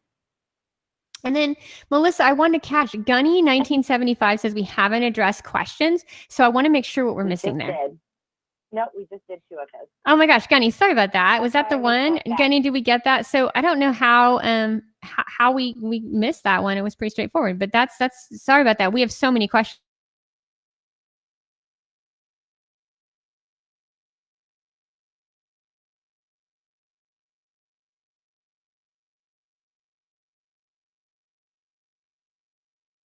So when are you going to go over moving keywords from one ad group to another? It looks like there's some confusion about whether they can move them or they can only pause or archive. Well, you would pause, not archive, and then we'll go through moving them as we continue through campaign structure. Okay. Let's see here. Now, Rob is saying that the video is dropping. My audio is not showing any issues on this side, guys. So I'm spending my time in the admin. And we just got that from Amazing too. Michael said the sound was going wonky again. If it's an internet issue, a mic, or an interface issue, it's dropped a few times. Yeah, the newest thing in this, Michael, is using the mic versus the tinny, the computer mic. So there is something going on with the microphone. So I will have to reach out to the audio guy. Now, I don't know why that would affect the video, right? Because the video is like a standard setup through Amazing. I don't know what was going on with the video. That has nothing to do with me. I'm not hosting the video, so I'm not sure what's happening there. Is it all clear now? Is it clear now though, guys? Can you hear me loud and clear? It sounds clear on my side. Usually my headphones give me a little glitch. Okay, good. Thanks, Michael. I'll try to figure that out with Sergio. Again, it's definitely an issue with my mic because we tested this on Vimeo and now we're testing it here. And this mic is going straight into the computer. It's not broadcasting anywhere but into this Mac. So there's definitely an issue in the interface.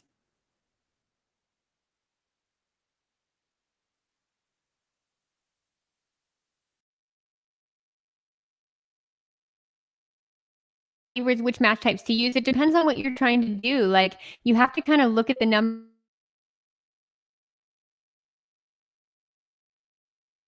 broad, and phrase to get all the variations. If there's a lot of exact search volume, you can see that in Helium 10, you should be setting it as exact. If it has a stop word in it, like skinny jeans for women, for is a stop word, I like to set those as exact. And if it's a phrase like skinny jeans that I know people are going to put words in front of or behind, I like to set it as broad and phrase. If it's a competitor keyword, I like to always use broad and phrase. If it's a long tail keyword, I like to use exact. Hopefully that helps. Awesome. Let's see here. I've got a word tree question. How many seed keywords are we pulling since the word tree report combines 10 ASINs? Yeah, it does a nice overlap there on the 10 ASINs, so I really love that. So the word tree is going to give you an overview of the 10 ASINs and what keywords they share in common, which is why it's so powerful. If you're taking and you've done good competitive analysis, like we outlined in that PDF on competitive analysis, and then you take those 10 ASINs, you don't want to just like kind of throw some ASINs together, right? But if you've done good competitive analysis and these are high selling, high ranking products that are similar to yours, and you put them into Wordtree, all the variations that Wordtree brings back are actually going to be like an overlap of all the keywords that drive all the sales across all 10 ASINs, which is why I use that tool. If you're doing it on a single ASIN level, you can get killer data just like that out of the Helium 10 tool, out of the reverse ASIN, the Cerebro tool. But I have found if I like at least in Wordtree, I really enjoy that one report because I get to overlap my best competitors. And then as a group, Wordtree will tell me where all the traffic is coming from, in the organic category. And it gives me real Amazon search data in real time. I log into Seller Central. So I love Wordtree for that reason. So when you're looking at those keywords, how many seed keywords do you use? As many as are relevant to your product and relevant enough they're going to convert to sales. As long as those keywords really define the features and benefits of your product, you can use as many of the Wordtree keywords as you see fit, as long as they're not overlapped. You know what I mean? Like going back to women's jeans versus women jeans. If they're unique keywords, skinny jeans, high-waisted jeans, stretchy jeans, if they're unique keywords that define your product and describe the features and benefits, you can use quite a bit of keywords in the shop group to start testing. And I like to sort the Wordtree report by relevance because they have some kind of a nice formula. It's proprietary, but their formula for relevance is pretty useful. Okay, let's see here.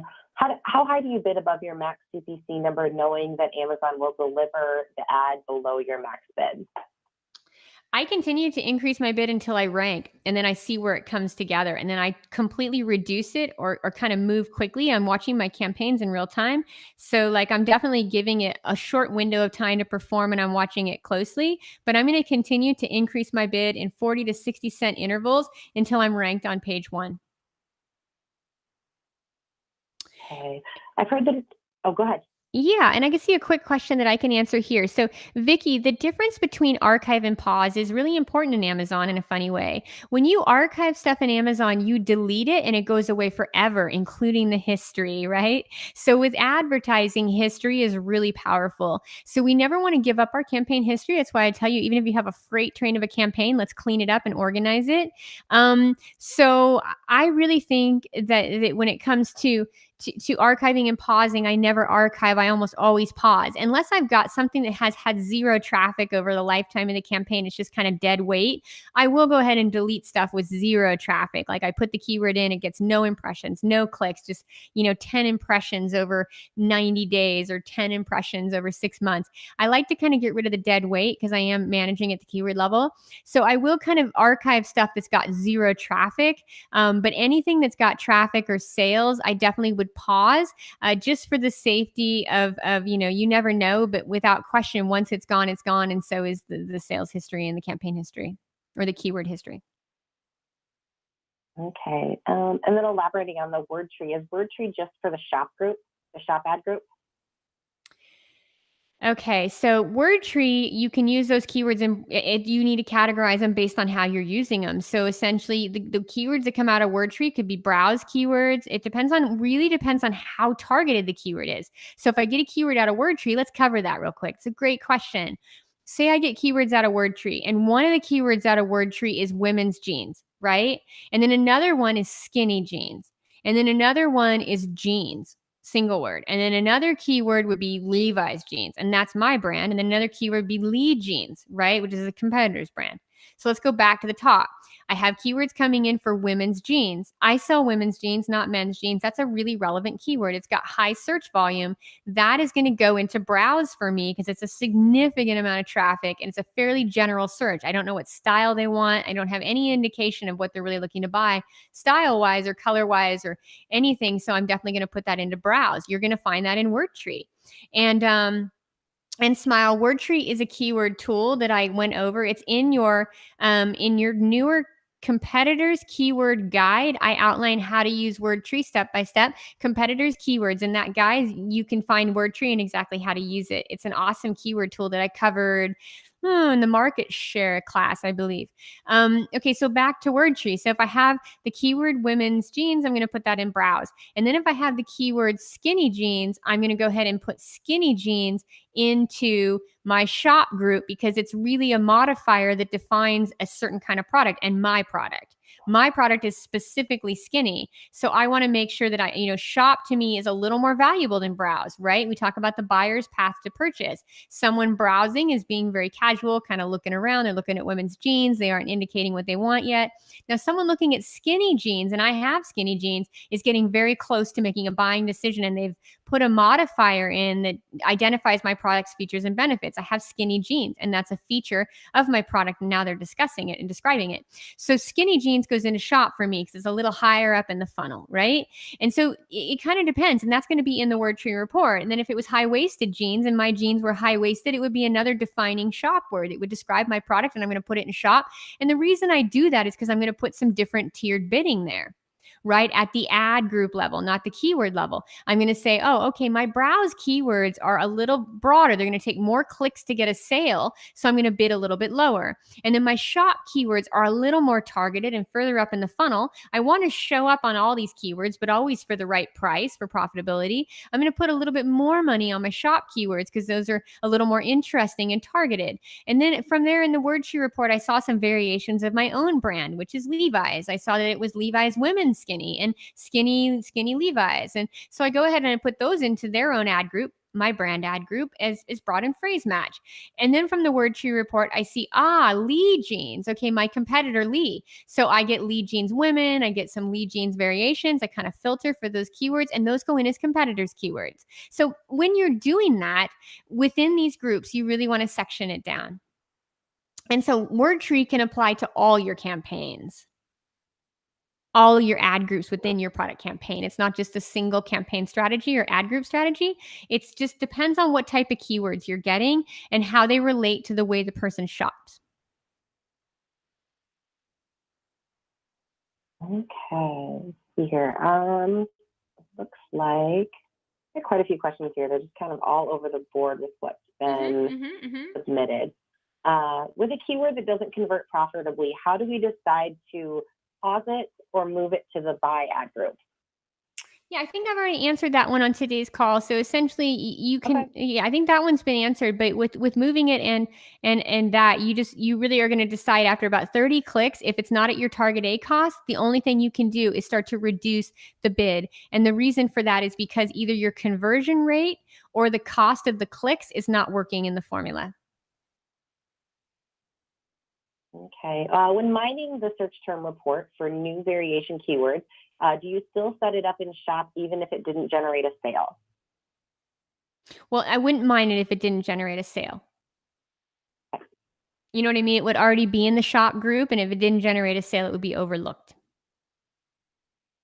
So anything that doesn't generate 2+ sales, I don't even acknowledge in my search term report. I just sort that into a different table.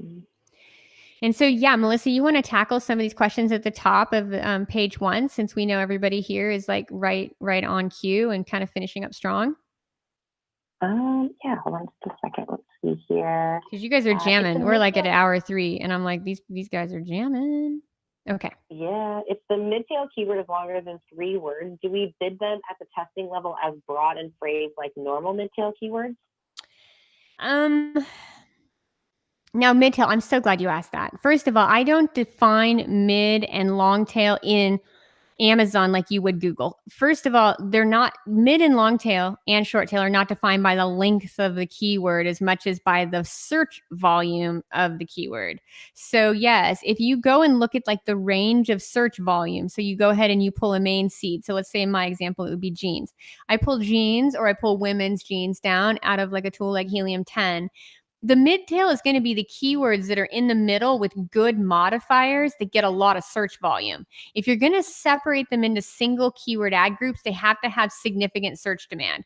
They're not going to work at all if they only get a little bit of search demand. So you really got to make sure that they get high search volume. So when I'm saying mid tail, long tail, mid tail to me really is categorized not by the number of keywords, but if it includes a modifier that really defines what I'm selling, because it's right there in the middle, right? It's not as broad as women's jeans and it's not as targeted as skinny stretch jeans for women. It's somewhere there in the middle. That's just, it's just like skinny jeans. It's focused and it's good enough. And that to me, the word skinny is what creates it as a mid-tail keyword, the modifier skinny.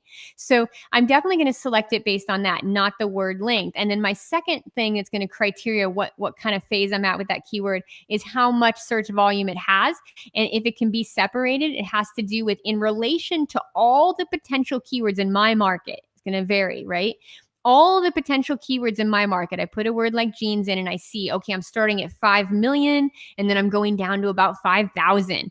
Inside of that variance, where is this at? Where does this sit at? Is it something high volume? So women's jeans is around 500,000 searches. And then I get into skinny jeans, which goes down a little bit further. So I think the main thing is really to be thinking about how many searches that product, that keyword has. So it's going to work well for you as a single.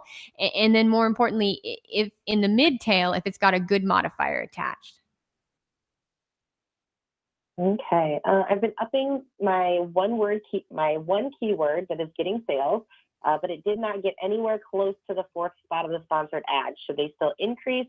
And then they said it's about 45,000 broad volume. I mean, it seems like you would want to rank and see how you can perform on that keyword. There's no harm in learning because you're going to learn a few key metrics if you follow that guide in Bid for Rank, which is the previous session 1. If you follow that formula, it's not going to harm you. It's just going to allow you to see what is the max CPC.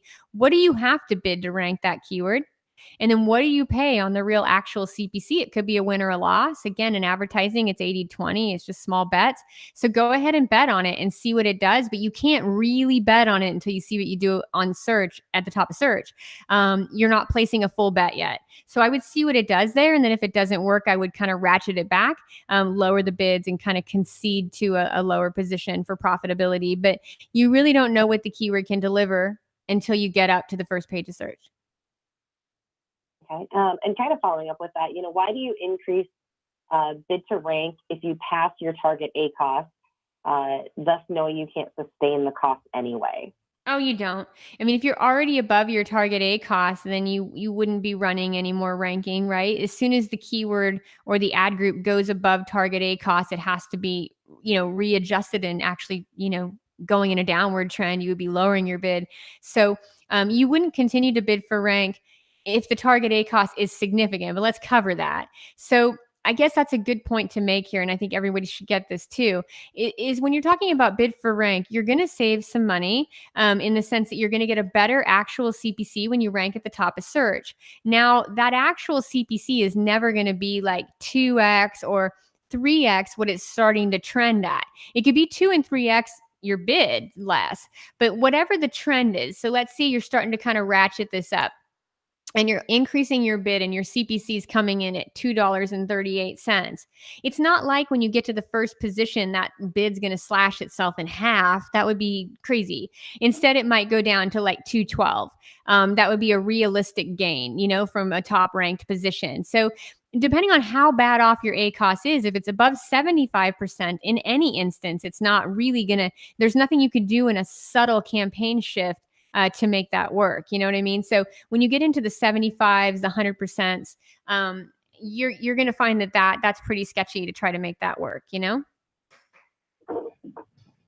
Can I add a variation to a product that has none and is already selling well? Will adding a variation hurt sales of the parent item? I don't think so. I mean, if you added a variation, just try to find if you have a good product that's already advertising successfully on that main variation, there's no advantage to putting a different variation in. You know what I mean? Because it's going to self-select on the product page if it's a general keyword. Now, if the keyword, like we talked about with coffee or towels, if the keyword merits a different variation that's distinct to describe that product, then it should be there. If not, there's no benefit to it. Okay, it looks like, let's see here. Those are all of the most recent ones. We've kind of X'd off all of those. I think we've jammed. I think we've got them all, right? I think we are definitely, I think we have wrapped the Q&A. I mean, I'm reading all the questions in and just so you guys know, quick update, I'll go ahead and now we know it's a mic issue. It could have maybe even, I don't know, it looked like the Vimeo was dropping, but I don't know what it is, but I'll definitely get with Sergio now and tell him that we're having a clear mic issue. And thank you guys so much for giving me that feedback. It wasn't atrocious, so at least we made it through the class. I still think it's valuable to get the mic to work because I think it's clear audio for your recordings. Talking into the computer mic was a bit kind of a bit echoey. I would agree. So I'm glad that it was fine today, but I'll definitely talk to Sergio now that I know it's got to be a simple fix between like the mixer and the computer. There's a whole interface here that brings Melissa's call on. So she's live with us. So there's like 3 pieces here. So I'll talk to Sergio and say, hey, something is cutting out. I mean, at least we know this is not broadcasting through the internet. It's going straight into the computer. It was broadcasting straight to Vimeo. Mm-hmm. So definitely it's good to know that it's the mic. Yep. All right. So I think we did a few people put some last questions and I'm happy to answer those for sure. And Dreamfish, thank you for the feedback that the video audio was good. I'm glad because I would never want to leave you guys on the trail with technical stuff. So that is funny. Yeah, Rob, I don't know why the video is dropping because I am simply connected to Amazing. Amazing is broadcasting this. So that would seem strange. So that means it could be an internet issue, right? That could be interesting because I have gig service internet, but I wonder if I need to switch to fiber at this point. So Rob, thank you for that feedback. We'll look at that too. But right now, Amazing is broadcasting this and I'm just kind of joining in on their platform. Mm-hmm. Oh my gosh, Carolina, thank you. Sorry, Melissa. Carolina, thank you so much. Thank you for the feedback. Oh my gosh, awesome Q&A. You guys are complete mavericks. What a fun class. You guys are jamming. What if my closest? Now it's moving on. What if my closest competitor in best selling is in position 20 plus? Do I still go after them and everyone beneath them to get the best selling comparison? That's a good one. Read it to me again. I'm definitely at the brain damage point where I have to take notes. What if my closest competitor in the best selling is in position 20 plus? Do I still go after them and everyone beneath them to get my top best selling comparisons? Okay, best selling. Okay, you're talking about bestseller rank. Yeah, I think that's what they mean. Good deal. Okay, bestseller rank. One more time so I can put it through that filter. Okay, hold on. I was picturing organic. I was picturing like ranking, you know what I mean? But if they're talking bestseller rank, then I can totally wrap my mind around it. Okay. People are giving us feedback, so all my questions are moving around here. Okay, great. So you guys, thank you so much. Office, Ormosh, Kenny, Dreamfish, Rob, you guys, thank you. Carolina, thank you so much for coming out. Office 13, we'll go through your questions. Smile, it is awesome to always see you. Gunny, yeah, I can answer that parent child. I can answer any remaining questions. So feel free to put them. If I missed a question, just put it in now and Melissa will grab it. We'll grab everything from the top. Well, I think we should grab everything from page 1 up so we don't miss people that I can see your questions. But if we miss some, please put it in here, guys. This little queue in the back office of Amazing is efficient, but it's easy to kind of lose sight of stuff, especially like where you're at versus where we're at. You know what I mean? Melissa's looking at a big sheet of questions, but I'm starting to watch you guys in the admin so I can, I know where you're at. So yeah, I think I have questions down here still from Ping. So I would kind of start with Ping and then work your way up to Gunny. Okay. But let's finish that best-selling 20 plus. Sorry. now I don't know where we should even go. Yeah, they're all here. I would read them straight out of the admin so we can grab the ones that are just, or copy them straight out of the admin so we get the most recent ones. Okay. Let's see. Well, yeah. Let's see here. Well, we did pings. We did both the pings. Those are right there. I've got them. Yeah, it's says, thanks, Cherie, for answering my question. So we're good to go there. Okay, good. Let's see here. Yep. What if my closest competitor in best selling is in position 20 plus? So bestseller rank. Do I still go after them and everyone beneath them to get my top bestseller comparisons? If that is your subcategory and your product is relevant to everything listed in that category, right? Which means like if it's the category is, beard oil, you've got a beard oil product, right? If your product is relevant to those particular products that are ranking in the bestseller, you should have to absolutely go after them. If they're different products that don't relate to yours, you should disregard them. So it depends on how similar the products are in the BSR to yours. If they're similar to yours, you definitely want to tackle those. Okay, let's see here. And that was just a piece of feedback. I'll grab Jenny's question here so I can read the whole thing. Okay, my product is a parent-child with a variation being different sizes. I have one size that is by far the leader of the pack when it comes to sales. Nice. All of my PPC efforts are structured around just that one product. Great. This is the correct approach. That is absolutely. Also, some of the other sizes have much larger margins, which would give more wiggle room to bids and budgets. Should I do anything with the different campaigns and ads? No, you should have one campaign running to that dominant size because it's going to perform best with the algorithm, giving you the lowest CPCs possible. It's going to have the strongest sales history. And here's the beauty in that, Gunny, is that they're buying the other variations and you're just not seeing the sales. So it's all attributed to the ASIN you're targeting. But there's something in Amazon that I get the data a lot from Amazon in Seattle, right? The ad division there. I work with a lot of the guys that head up the departments up there. And I'm telling you, there's a brand halo effect from these categories on Amazon that is next level. And what that means is when they go to the product ASIN page, they will self-select and buy other ASINs that are not being tracked. So for example, if this is a very popular size, but someone comes to the page for the size they weren't looking for, they're not leaving. They're just going to buy the right size and you're not going to see the sale. So let's just say that, you were advertising a large, for example, and you got a large thing that you're advertising and that's your most popular size. Well, if someone comes to the page and they like the product image, which is why they clicked on it, and they're not a large and they see a small, they're going to self-select small and they're going to buy it. And that does not mean it's going to show up as a conversion in your ad campaigns. Get a load of that, right? So just you're going to see your click to conversion in the ad stats based on, what ASIN they bought directly, that you advertise, click to sale, your last click attribution. But in Amazon, because product ASINs are so rich and child-parent relationships are so lucrative, you're not going to see all the different child variations that convert from that keyword. So without question, use the best performing one. And no, don't be crazy with your ACOS, but give yourself a little bit of wiggle room because almost guaranteed you're getting some back-end juice on those other sizes that are not being attributed to your ad campaign. Okay. When you say increase your bid by 40 cents until you get to page 1, are you referring to bid placement to be on page 1 or until the product is page 1? I'm talking about until your product shows up at the top of the search results. You manually search it for that keyword and just see where it's at. And it should be at the top of the page. Okay. How to control things like numbers and number signs that negatively eat ad spend, but you can't phase them out. Example being Levi's 501. If Levi's is profitable, but Levi's 501 isn't, how do you handle it? Just do a negative phrase match on 501. Okay. I have a question on negative keywords.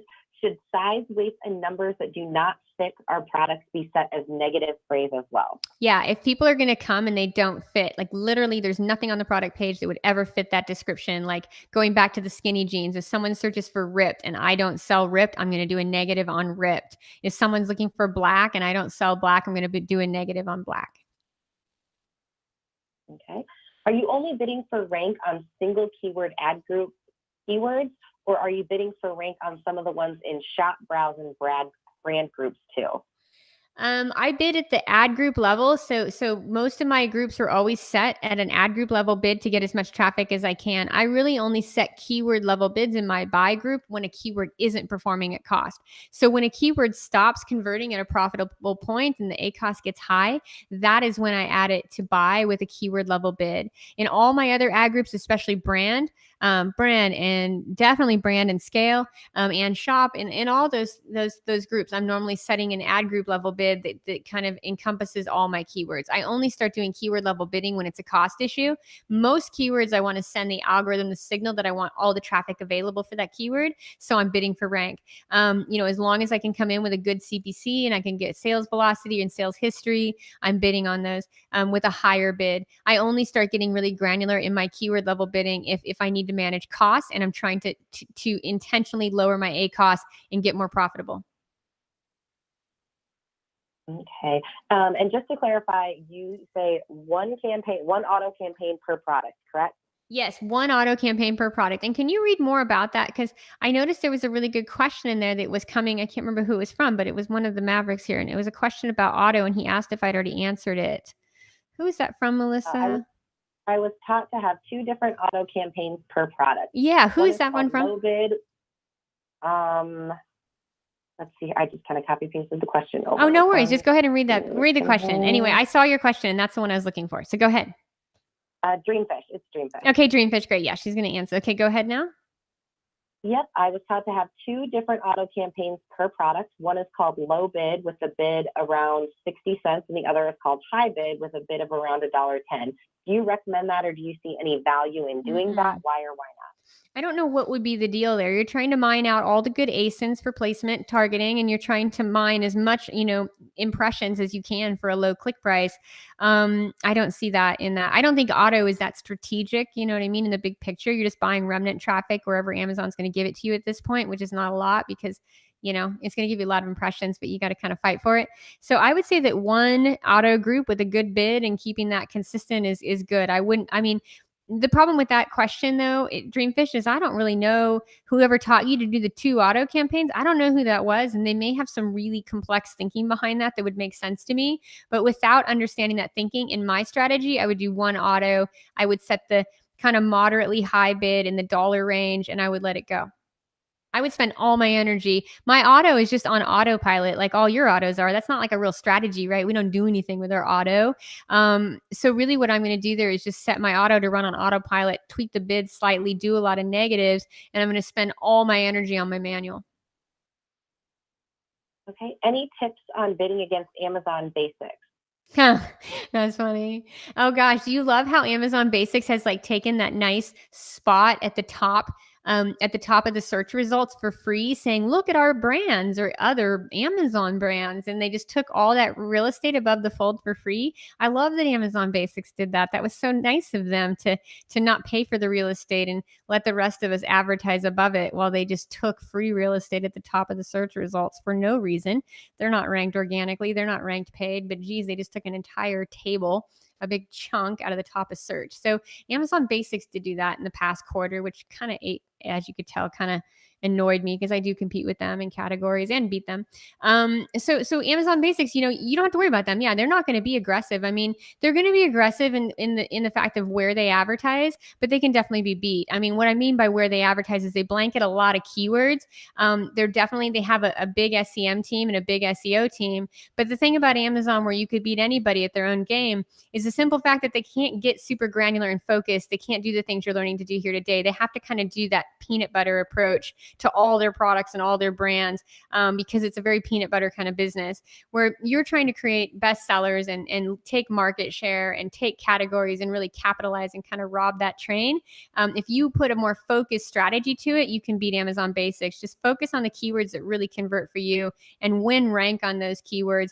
Push your bids pretty hard and see where you end up. But definitely Amazon Basics is threatening from a peanut butter standpoint, but not from any kind of targeting.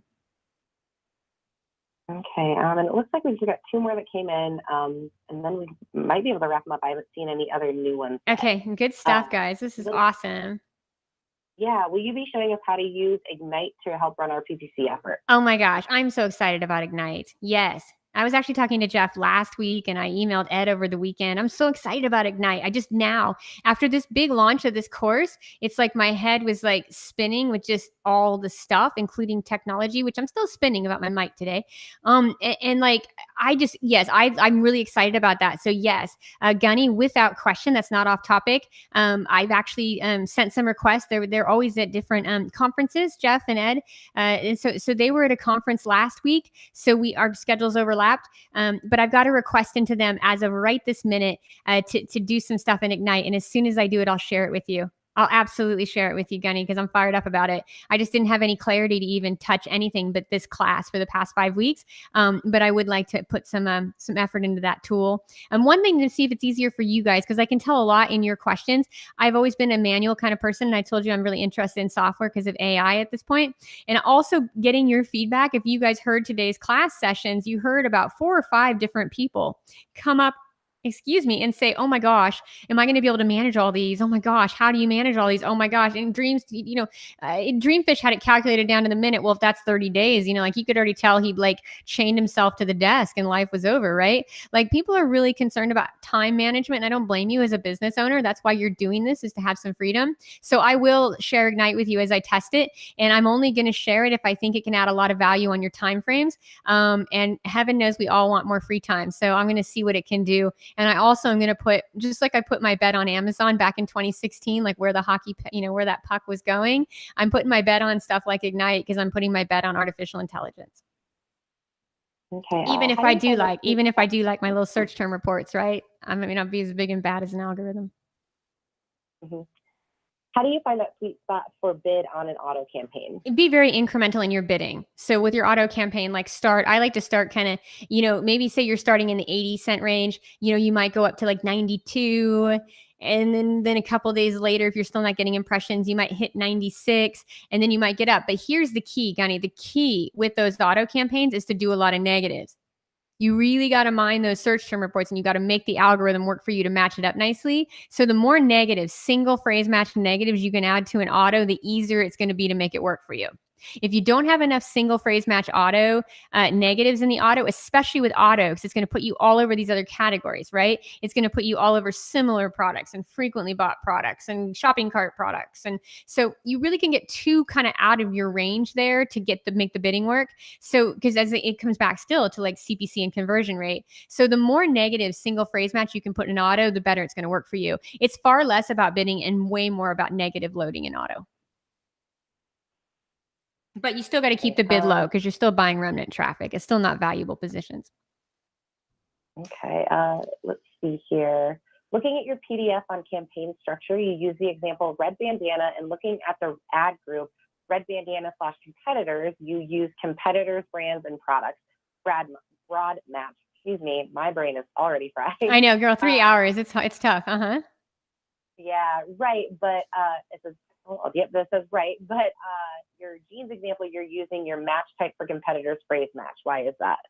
I use phrase and broad on all competitors because it doesn't matter. As long as it's a phrase or broad, just don't be trying to target competitors by exact match. Once again, it comes down to how the shopper is shopping. And if it goes back to, there's no science to that. So maybe I put it in the guide as like set it to broad, but you guys are more in advanced session here now, right? So if you're looking at keywords, let me see if I can find one for you guys.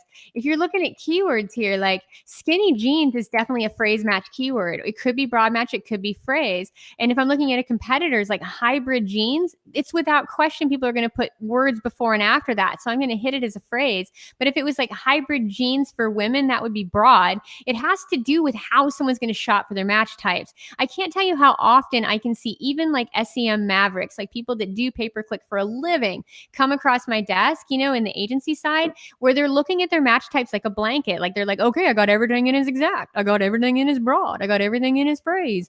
And I'm like, that's not how it works. Like you got to look at where these keywords are going to be partnered with other keywords to make search terms. So a broad match to me is like, okay, something that I can just match up to anything similar. And a phrase match is two kind of concise words, either front to back, that are going to be used with other words in front or behind them. So I'm definitely not locked into a single match type, but I like that question. So depending on the keyword, if this gives you any context, lead jeans for women it could be broad or phrase, right? But if it was lead jeans for women, that would be probably more of a broad match. And if it's definitely like lead jeans, I'm definitely going to go phrase on that one too. So with competitors, the one rule that you don't want to do, and this goes back to how shoppers shop, is you don't want to be bidding on exact match for competitors. And the reason for that is because the closer a person gets to a brand and the more specific they are looking for that brand, the more likely they are to make that purchase. So someone that's out there and saw a commercial for lead jeans would say, oh man, what were those jeans? Like the lead jeans straights, or those lead jeans. And they're just going to put it in kind of broad. But someone that comes in and says lead jeans, skinny, ripped, tapered leg, you don't want to bid on that, because that person already knows exactly the style of lead jeans they're looking to buy, and they're not coming back to your product page. The sale's already done in their mind, and the shopper's mind is clearly set.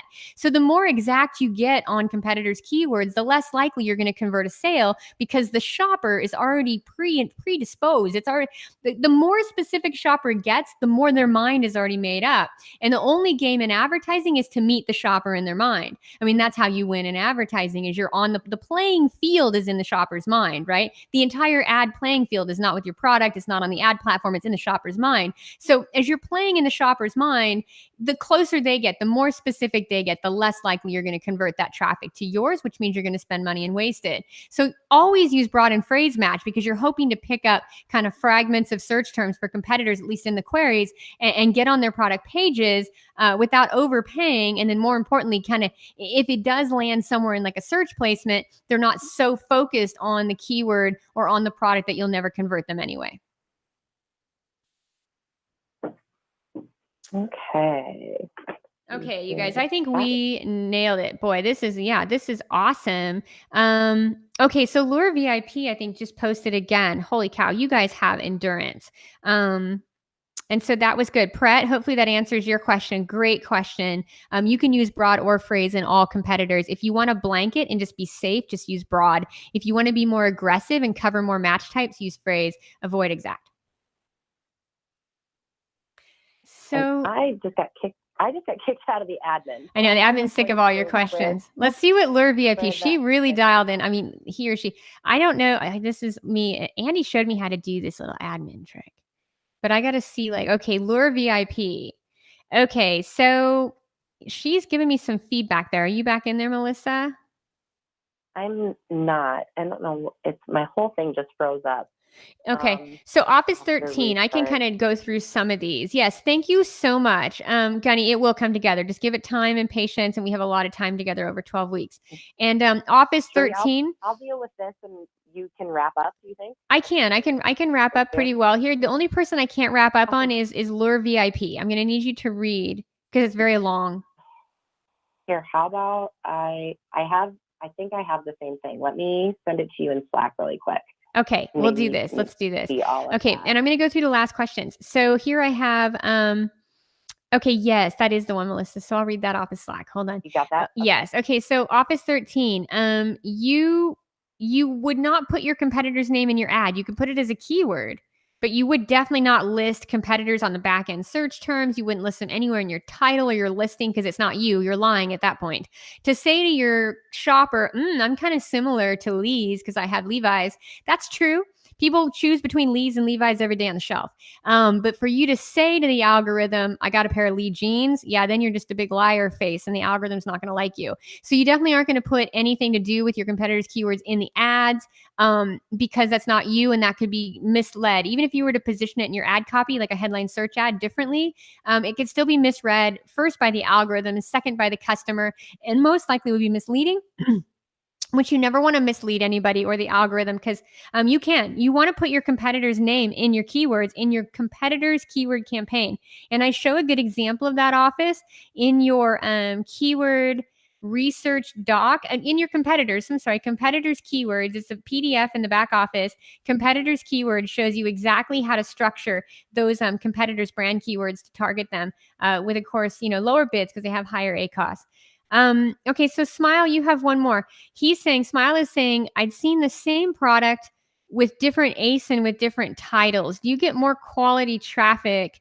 Okay, good. That's great. Good question. So I'm sorry, it kind of pops down in the admin here. Do you get more quality traffic, or what good does it do?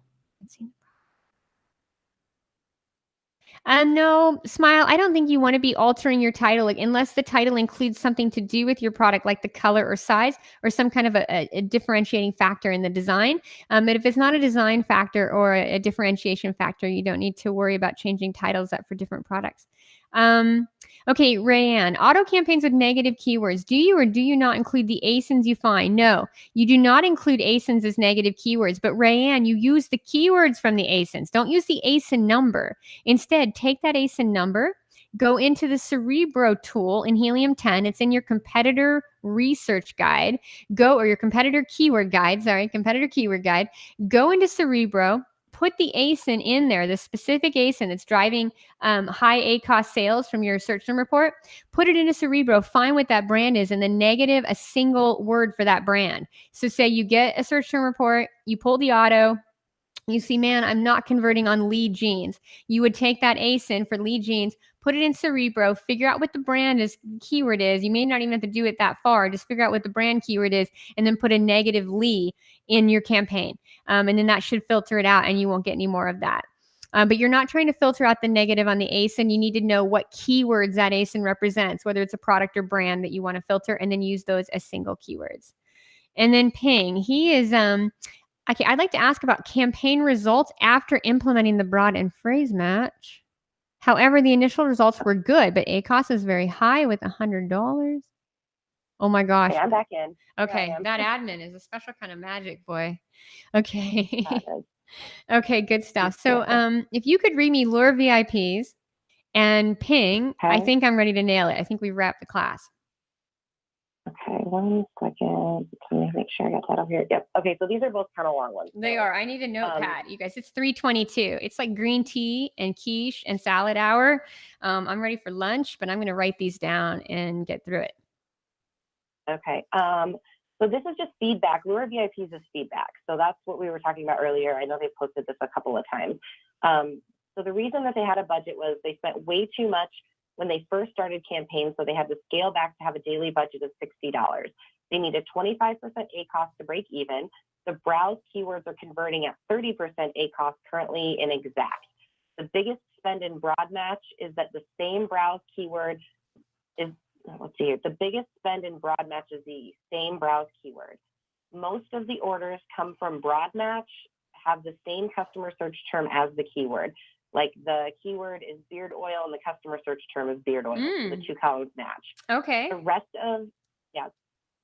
of my customer search terms are currently only one order.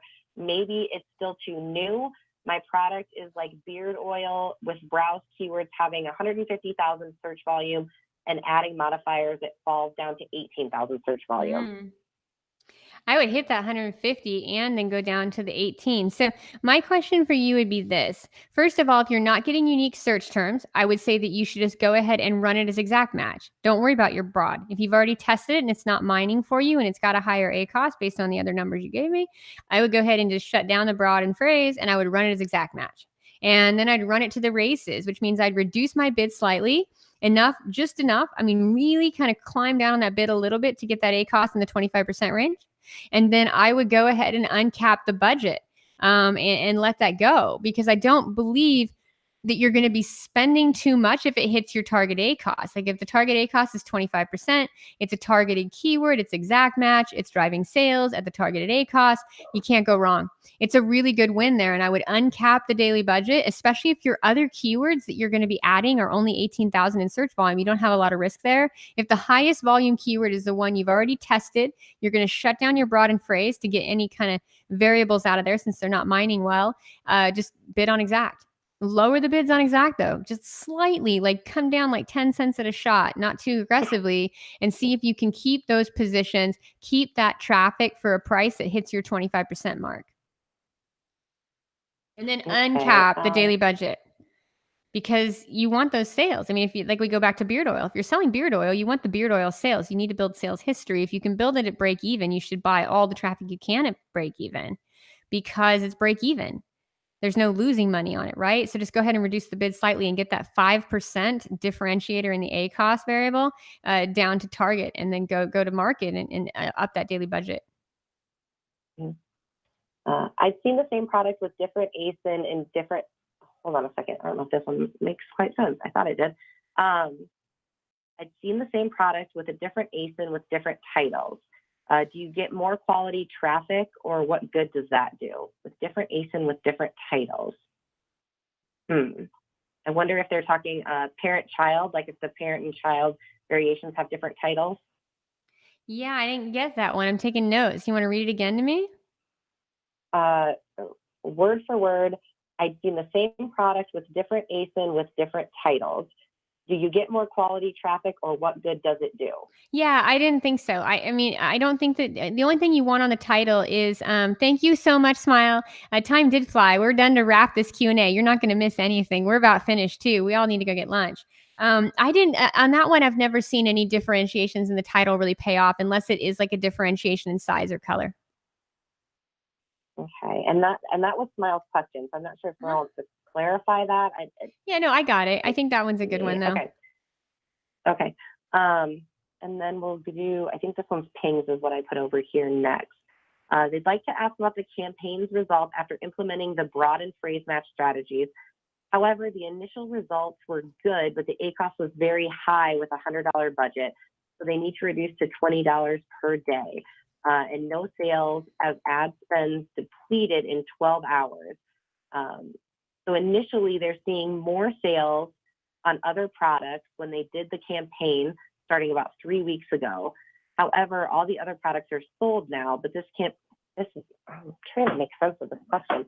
But this campaign that I'm targeting is a 2-pack product that's not selling well after other products sold out. So it looks like they have a variation of the product. Oh yeah, you got to get rid of that. Quantities. You can't make something sell in advertising that's not selling. If you're running ads to something and it doesn't convert and sell, it's never going to convert and sell. I mean, it's just a bummer, but when you're seeing numbers like that where just things have died, it's not good. Like you need to be running the variations that sold out. You need to pause those campaigns until those variations are back in stock. You need to pick the one based on your business reports that sold best, and you need to get back into the game with the variation packs that we're selling.